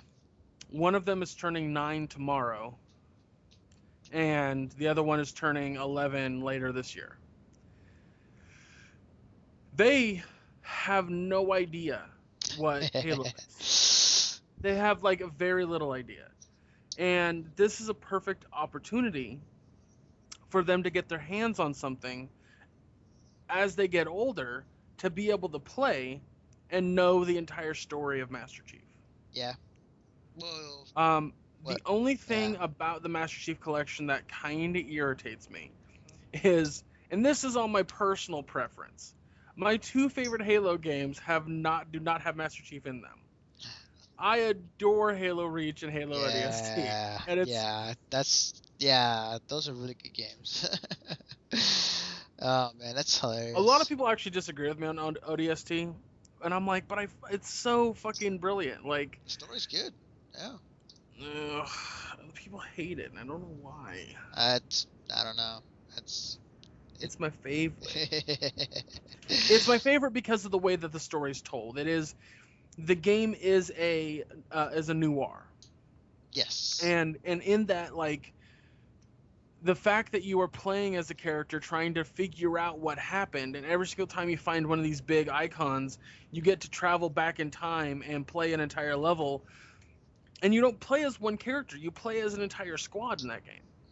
Just at different points. Yeah. And it's just a really fun story, and I really fucking dig it. But the fact that, like, I guess the fact you're not playing as a fucking super soldier is something that people don't like, I guess. I don't know. Yeah. So after...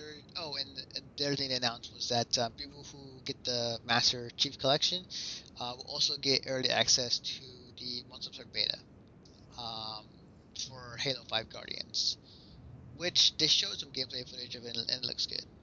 It looks good. I mean, it's no doubt Halo. Yeah. After that was the announcement of Inside from the developers who made Limbo, which I'm really, really excited for. I was like, I'm absolutely down with that game. Yes. Oh my god. I'm down to clown with that game so hard. Yes. The art style it's very muted colors. It's another sad, kind of eerie type of game they're doing. But it looks good. I cannot wait for it. Cannot wait. Oh yeah. Next they showed. Agreed. Next they showed was a showcase of independent games coming to Xbox One. Oh my god, so many independent games. Yes. They I sat there for a second. I was trying to write down each title that I saw. Yeah. I couldn't. I just couldn't. think the one that stood out to me the most was that God, what was it? It was like the classic cartoon art style, like Cuphead Oh my God, Yes, that looks so crazy. I was like, what? Cuphead. It's apparently it's apparently an RPG that's drawn like old cartoons. We're talking like 19. I want to say 60s, but that's Like when like cartoons were still in theaters as buffers before movies. yes, Kind of old. yeah. It was nuts. Like I was like the art style, which is exactly like what it was back then, but like was That as a was the game. one that they showed it in, like, if you blinked you would have missed it. Yeah. But that's the one they showed. I was like, Cuphead, remembering Cuphead, Yes. Cuphead. Yes. And I looked up Cuphead specifically because I was like, I need this in my life. Yes. That's really cool. They showed some other cool ones in there as well. But that to me stood out the most. For Yeah. sure. Then next day showed a trailer for The Rise of the Tomb Raider, the sequel to Tomb I'm Raider. very excited that they're coming out with a sequel for the Tomb Raider. This is the reboot of Tomb Raider, by the way. Yes, the one of many reboots to Tomb Raider over the years. Hopefully this one stays. I sincerely hope. A lot of people gave this new Tomb Raider a lot of flack because I guess, like, back when it first came out, I don't know if you watch Game Grumps, Ego Raptor was giving it a lot of shit for its like how like its art design. But to me, its art design was fine. Yeah. Like, I didn't have an issue with it. And he even admitted later, like, he saw more of the game at a later point, and he was like, "Oh, it's not what I thought it was." Which shows me that he goes a bit egotistical. See what you did there. But I really enjoy the Metroid-esque feel of the game, where it was definitely a Metroidvania, because as you played it, you increased your weapons. Like, you got new bow and arrow, you got new crossbow, or not crossbow, but just new weapons in general that basically leveled up as you went. But leveled up like you would in Metroid. However, the story was like Castlevania in the sense that it kept moving forward, like there was a progression. So that's why I think that's why I go with the Metroidvania, is that it's like Castlevania in its forward progression, but it's like Metroid in everything else. Right, definitely. There's barely any backtracking that you have to do. I don't know. I really, really, really enjoyed the remake of Tomb Raider, and if Rise of the Tomb Raider is anything like the remake, the first remake, I will be so into that game. It's not even funny. For sure, it definitely looks good. Definitely. Next game they showed off was The Witcher 3 Wild Hunt gameplay shown. I saw some more footage of this later on. Damn, this game looks so good, man. I kind of wish I didn't pass on The Witcher, because wow, it looks really good. It has some of the elements I would totally dig in an RPG. It's oh man, it looks really good. Yeah, I don't have an opinion on it because it's definitely not my kind of game. Yeah. But yeah, I don't know. The next game they announced, and some people were really excited for it. Some were like kind of confused or just like what? I had no fucking clue. Yeah. I had no clue. So this was from the looks of it, it looks like a remake or like a sequel to Phantom Dust. And Phantom Dust was the game that came out on the Xbox. Original. Yes, original.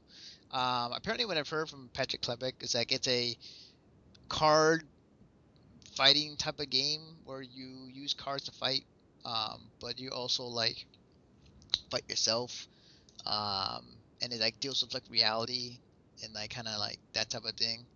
So Sure. I have no idea. yeah, I never played it. I mean, yeah, hopefully maybe it's still playable backwards on the Xbox 360 just to see how it is. I'm actually like thinking about looking it up on YouTube, so I'd be like, this is a game. Okay, this is a fighting game. Cool. Apparently, it is a fighting type of game. Right. Definitely. So I don't know. Yeah. Next they showed was Tom Clancy's The Division, which we talked about before. And I believe, if I remember correctly, was it just more the same from like EA's press conference? Like, I can't remember exactly what they showed in Microsoft. What, The Division? Yeah.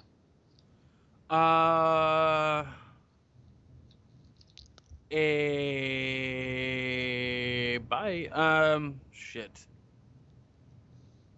I don't remember. Yeah, I don't remember. I don't either. I want to say it was like more the same. Maybe it was something a bit different, but basically, we talked about it before. Division looks good, and it's something I cannot wait for, and it's Right. definitely a good game.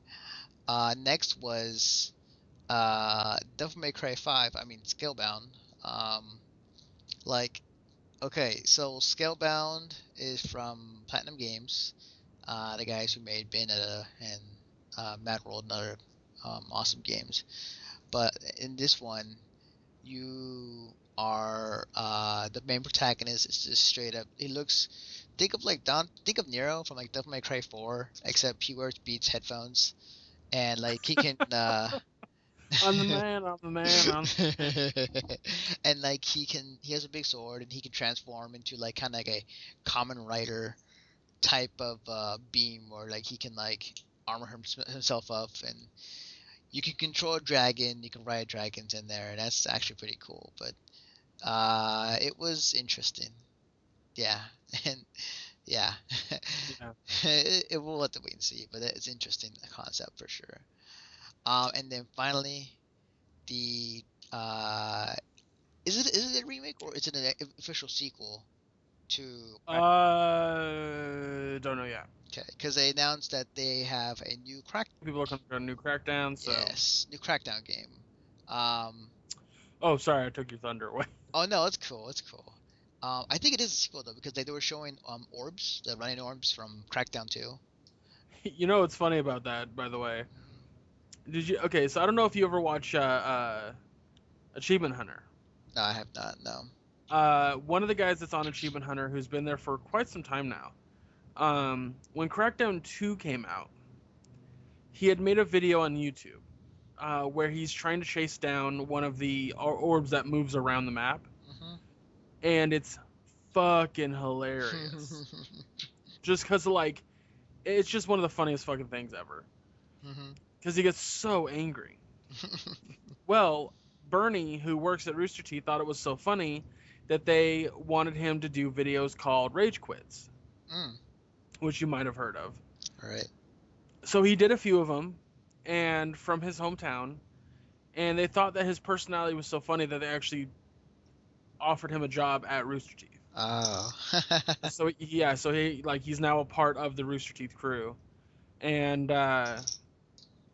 because of that,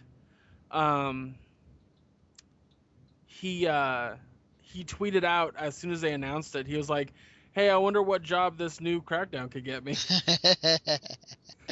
That's hilarious. Yeah, it was pretty fucking funny. But yeah, new Crackdown game. It's a cinematic trailer.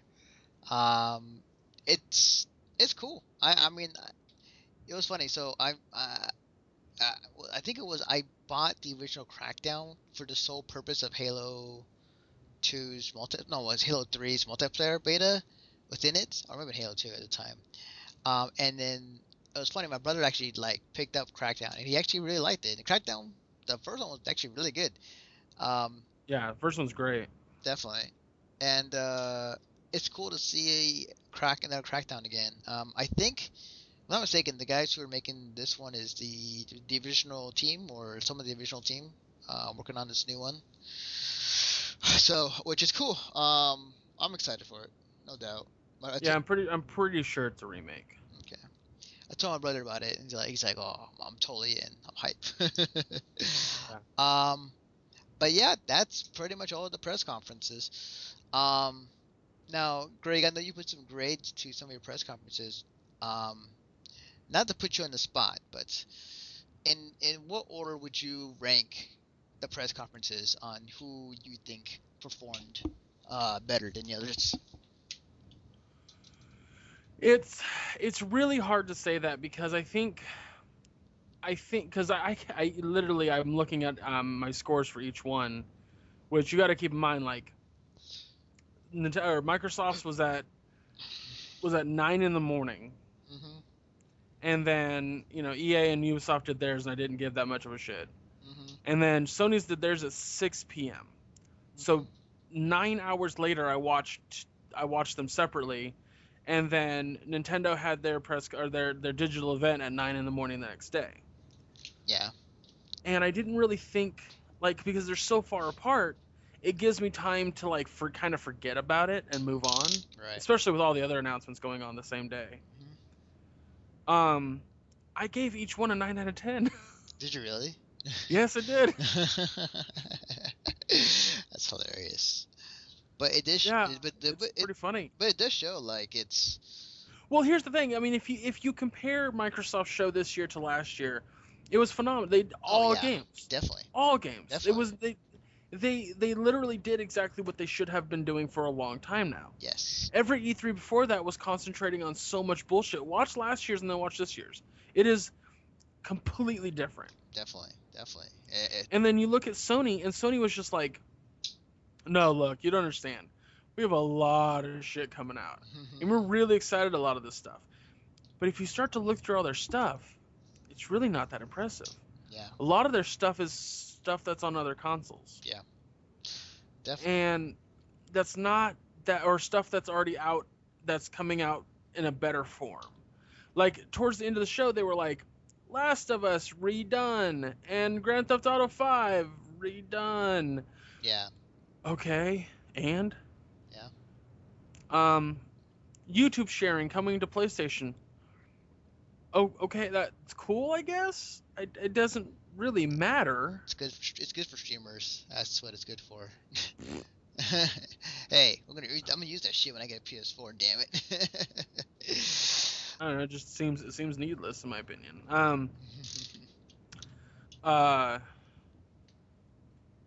They didn't have as much as everyone wanted to say they had. And then you look at Nintendo, and Nintendo had a lot of great announcements and a lot of really cool things I want to play. But the thing that Nintendo was doing that I felt like they shouldn't have been doing was spending a lot of fucking time on games that didn't need that much time on. Yeah, I feel the same too. I didn't need almost 15 minutes about Woolly World. Yeah. Well, yeah. I didn't need that long on Splatoon. Yeah. I understood what the game was, and is showing me the developers talk about it that long supposed to make me feel like, oh, the developers are humans too, they can totally relate to me? No, it doesn't fucking matter. It's the running theme to entire E3. So those, I mean, yeah, so like each of the conferences had their downsides.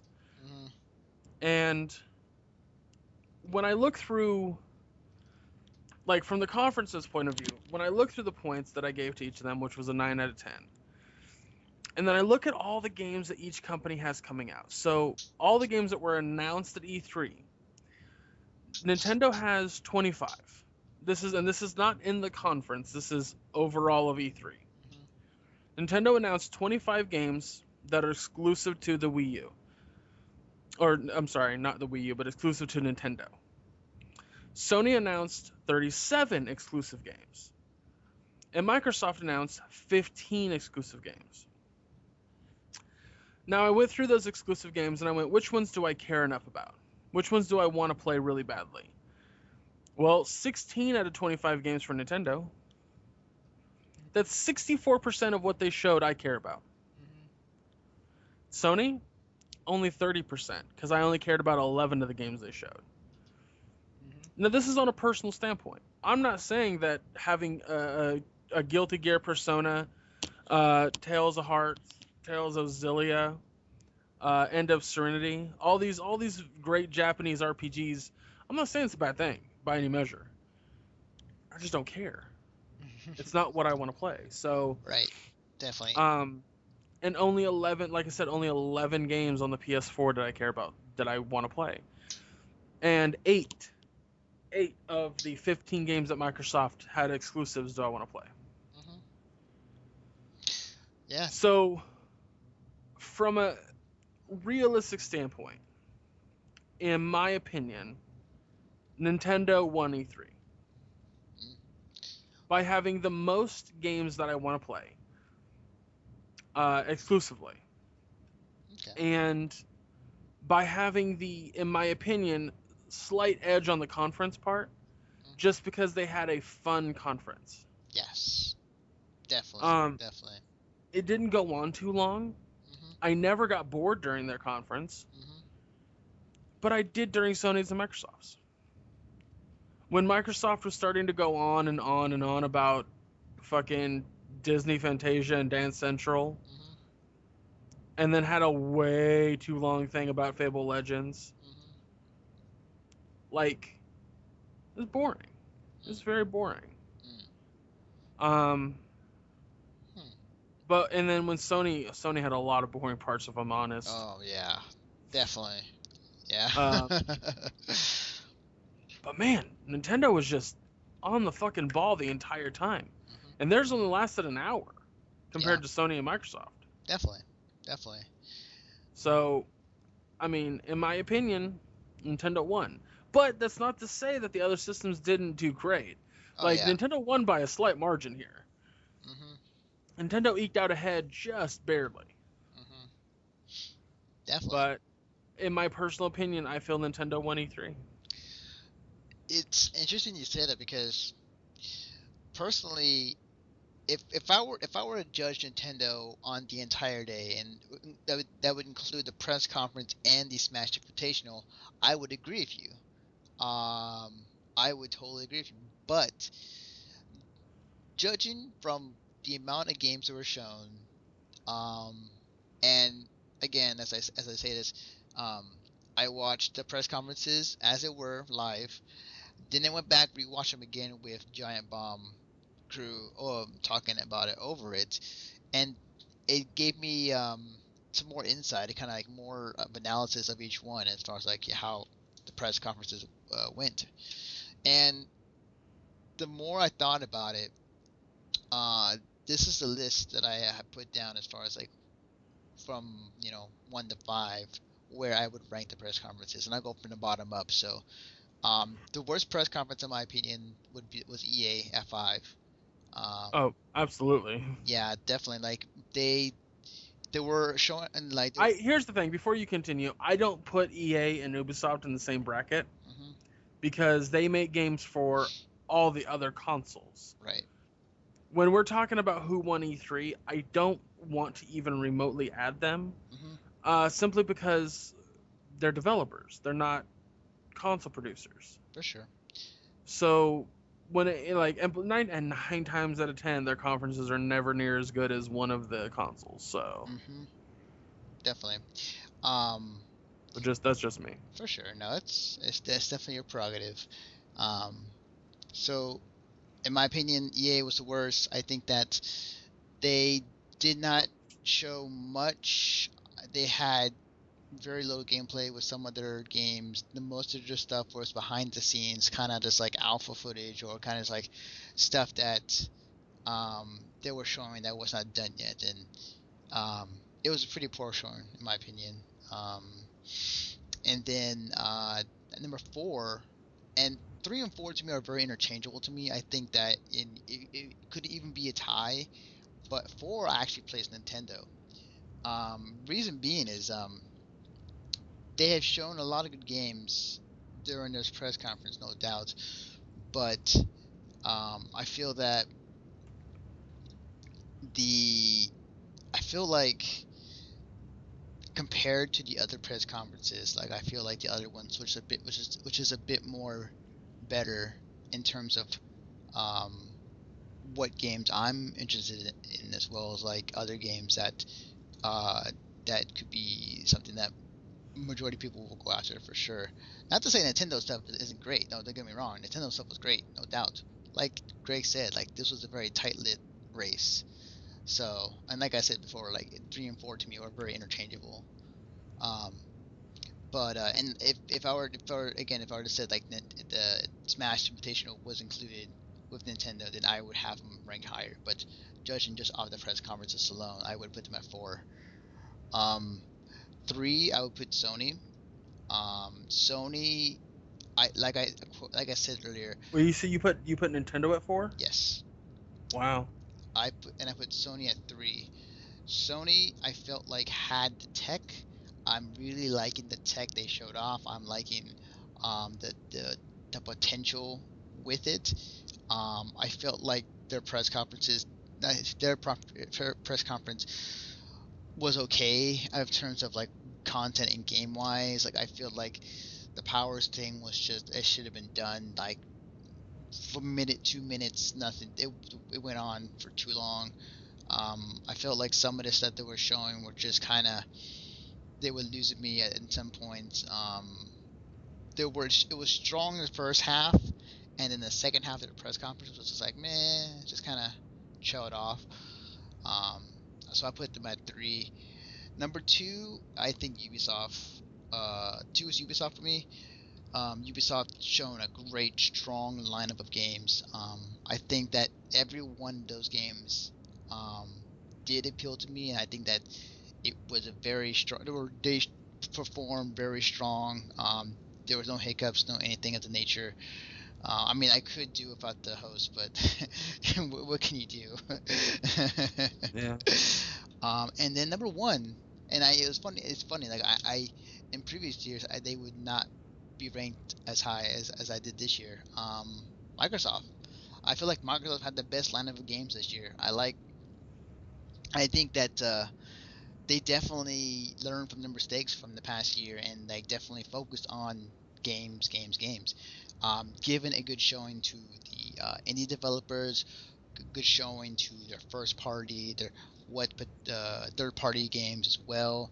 I'm very generally surprised. Microsoft, I think, outperformed everyone as far as like press conferences, um, and that's something I don't say often, but they really did a good job on it this year. So Yeah. those are my rankings when it came to press conferences, and like Greg said, it's a tight lit race this year. So Yeah, it was really hard to try to choose. I'm really surprised you put Ubisoft higher than the other consoles, but hmm because I just don't. I don't know. I don't ever put them into the running anyway because right. it's just weird. It's just weird to me. Like the year that they came out and they were like, "We're doing our own conference." I was like, "Why?" Like, Definitely. I mean, like, it was just by the conferences themselves or I the big I companies. really wish Activision would come out with their own conference, hmm so that way we could do the console conferences and um the developer conferences. Yeah, but then like Activision right now, like realistically, only have like 3 to 4 games as far as like that they're trying to sell. And I still think they should still do something. I don't know. I mean, maybe one day, but I personally, and realistically, I don't think that EA and Ubisoft should have conferences on their own. I do not think they should have conferences. I think it's ridiculous for them to do conferences, mm, because if you look at what they showed during their conferences, almost everything was shown at the other ones anyway. that's true. I mean, that's the thing about the conferences is like majority of the stuff we talked about were multi-platform and like um I think the one theme that everybody were trying to do this E3 was like for the console ones, like they say like um you get the same game on PS4, but it's going to be at an earlier beta date than the Xbox One, and it was more of a promise about getting in early access than is anything else. Um, which I get, but at the same time, like I feel like they're kind of stretching. I'm not quite sure. I want to see more exclusives when it comes to these consoles because like it's still very similar. Both consoles are very similar in terms of, like what they have, what they offer. And the majority of the games that they are showing are multi-platform, so it doesn't matter if it's PS4 or Xbox One or PC. So, but overall, um, Yeah, I think E3 was good. I think this was a good year for it to Oh, see. this has been the best E3 since like fucking 5 years ago. Yes, it was really good. Um, Like I was legitimately, I every E3 in the past few years has been very lackluster. yeah. And that's because each company wants to really showcase what nobody really cares about. Mhm. Like for some reason people go, or these companies are like, well, people are using the Xbox for a lot of other things other than games, Mhm. so let's give them that. Let's show that's what the no. That's a secondary feature that we figured out we could use. That is Definitely. not why we buy the console. We buy the console and then buy a game immediately because that's what we bought it for. Mhm. Definitely.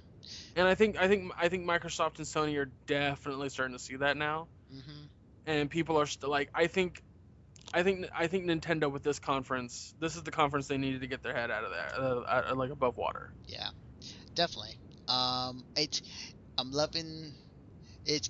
Nintendo has their backs against the wall when it comes to the Wii U, and they're definitely showing. They're definitely come out swinging, no doubt.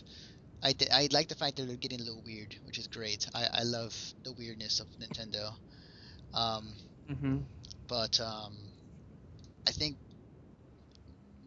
what I was gonna say that before the end of the podcast, like out of the games you saw this past week, Greg, which one game are you most excited for? Oh fuck! Way to put me on the goddamn spot like this.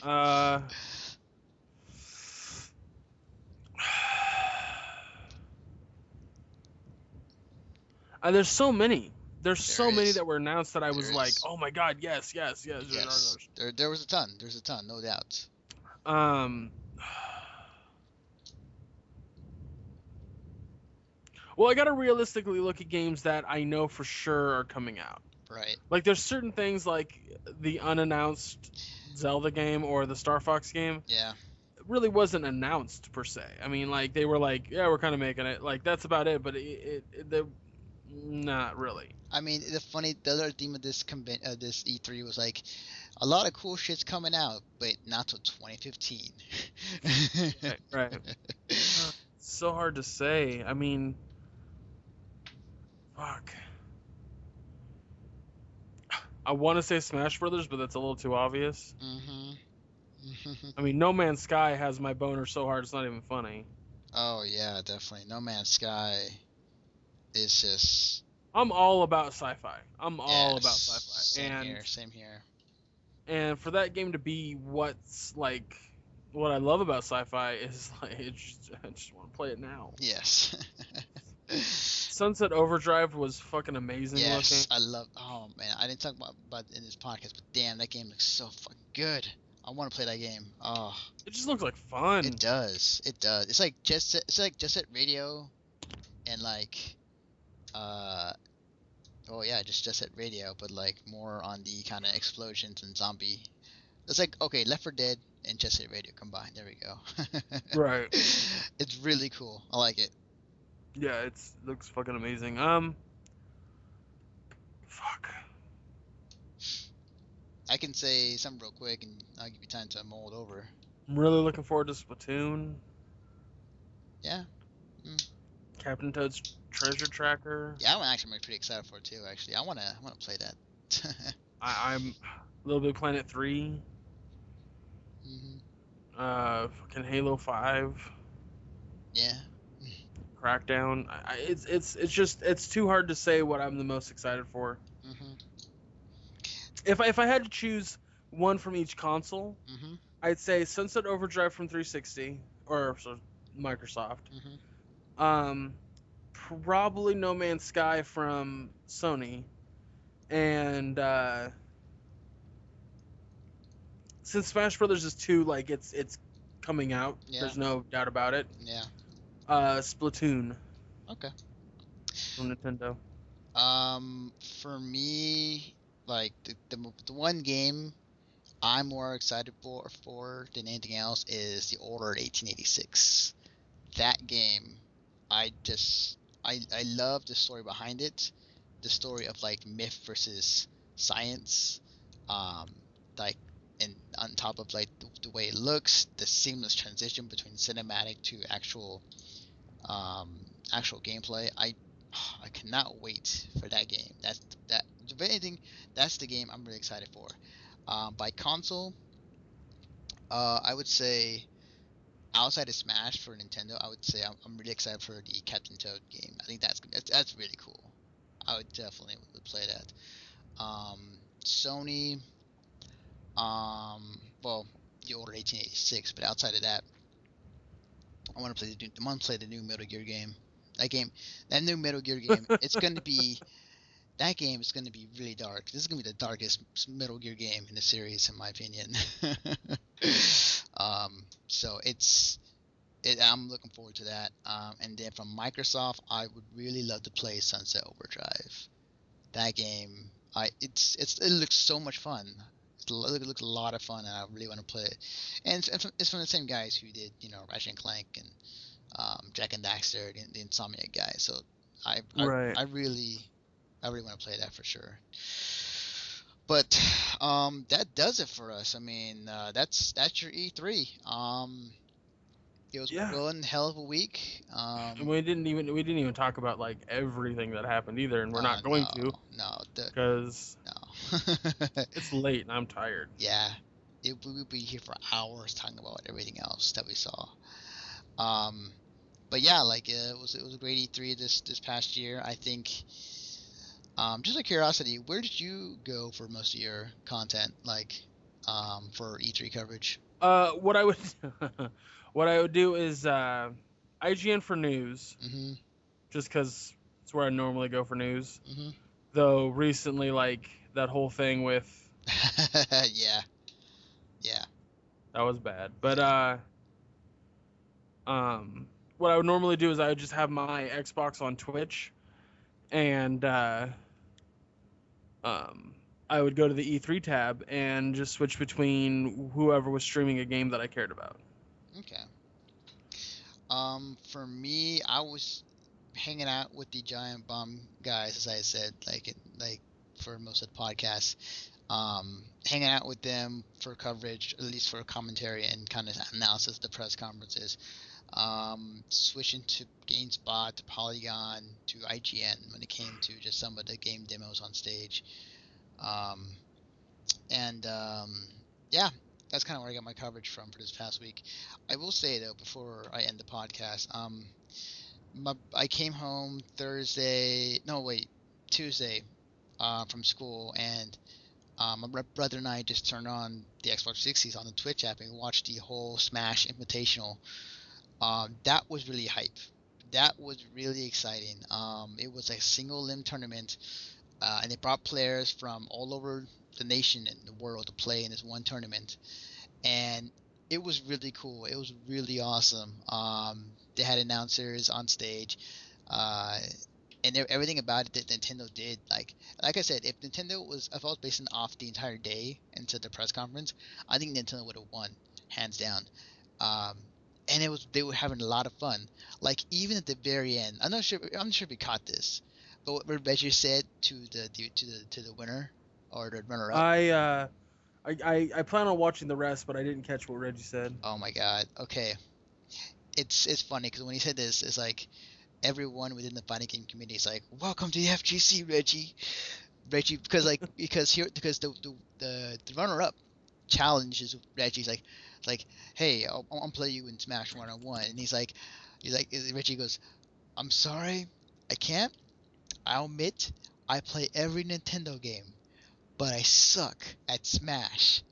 So what I'm gonna do is when it comes out for the 3DS, I'm gonna practice on the road, and then by next year, I'm gonna kick your ass in Smash." It was hilarious. It was so great. Oh man, it was the best thing ever.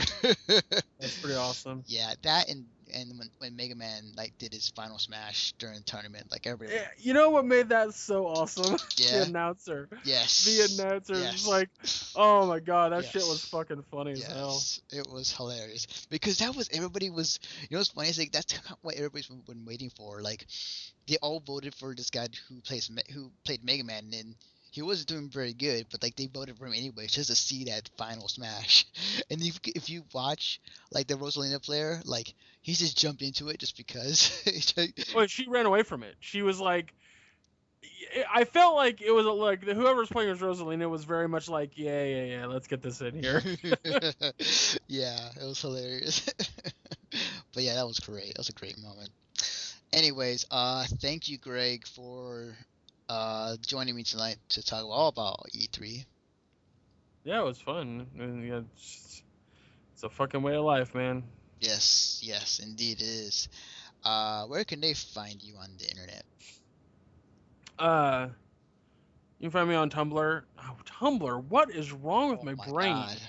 If you convert it to the other Jeez, side. you cannot find me on Tumblr. Don't worry about that. Like, I do have a Tumblr account, but it's primarily used for like, if like kind of like what people use Imgur for. It's just like, oh, I want to put a JPEG on a site or somewhere. Like, but anyway, I just don't have like a, I don't have a URL for the JPEG is what I'm getting at. Anywho, you can find me on Twitter at ChubRockGeek. You can find my YouTube page, which is ChubRock, and I should be uploading some interesting stuff there soon.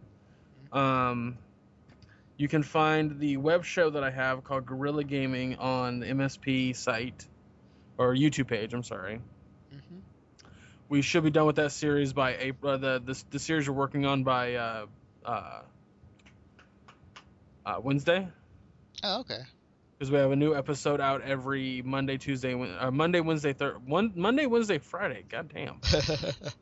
It's getting later and later. Yeah.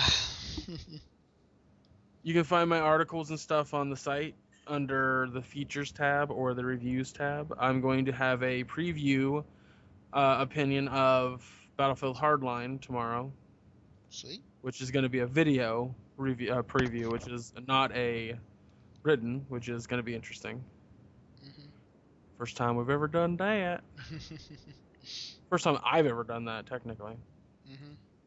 But yeah, other than that, that's about it. Cool. You can follow me and Greg's work on the website at missionstartpodcast.com. You can follow this podcast as well on the website. Be sure to check out our latest stuff. We are gearing up for Anime Expo pretty soon. We are gearing up to take a lot of photos and videos and all that good jazz. Be sure to check out Greg's work tomorrow. Actually, no. By the time you listen to this, it'll be already be tomorrow. So check it out right now. Just go and click on that link right now. And yeah, definitely. You can follow me on Twitter at Defective Naruto. And yeah, just be sure to subscribe to our shit and all that good stuff. That's about does it for us for tonight. So with that, we'll see you guys next time. Hold smash!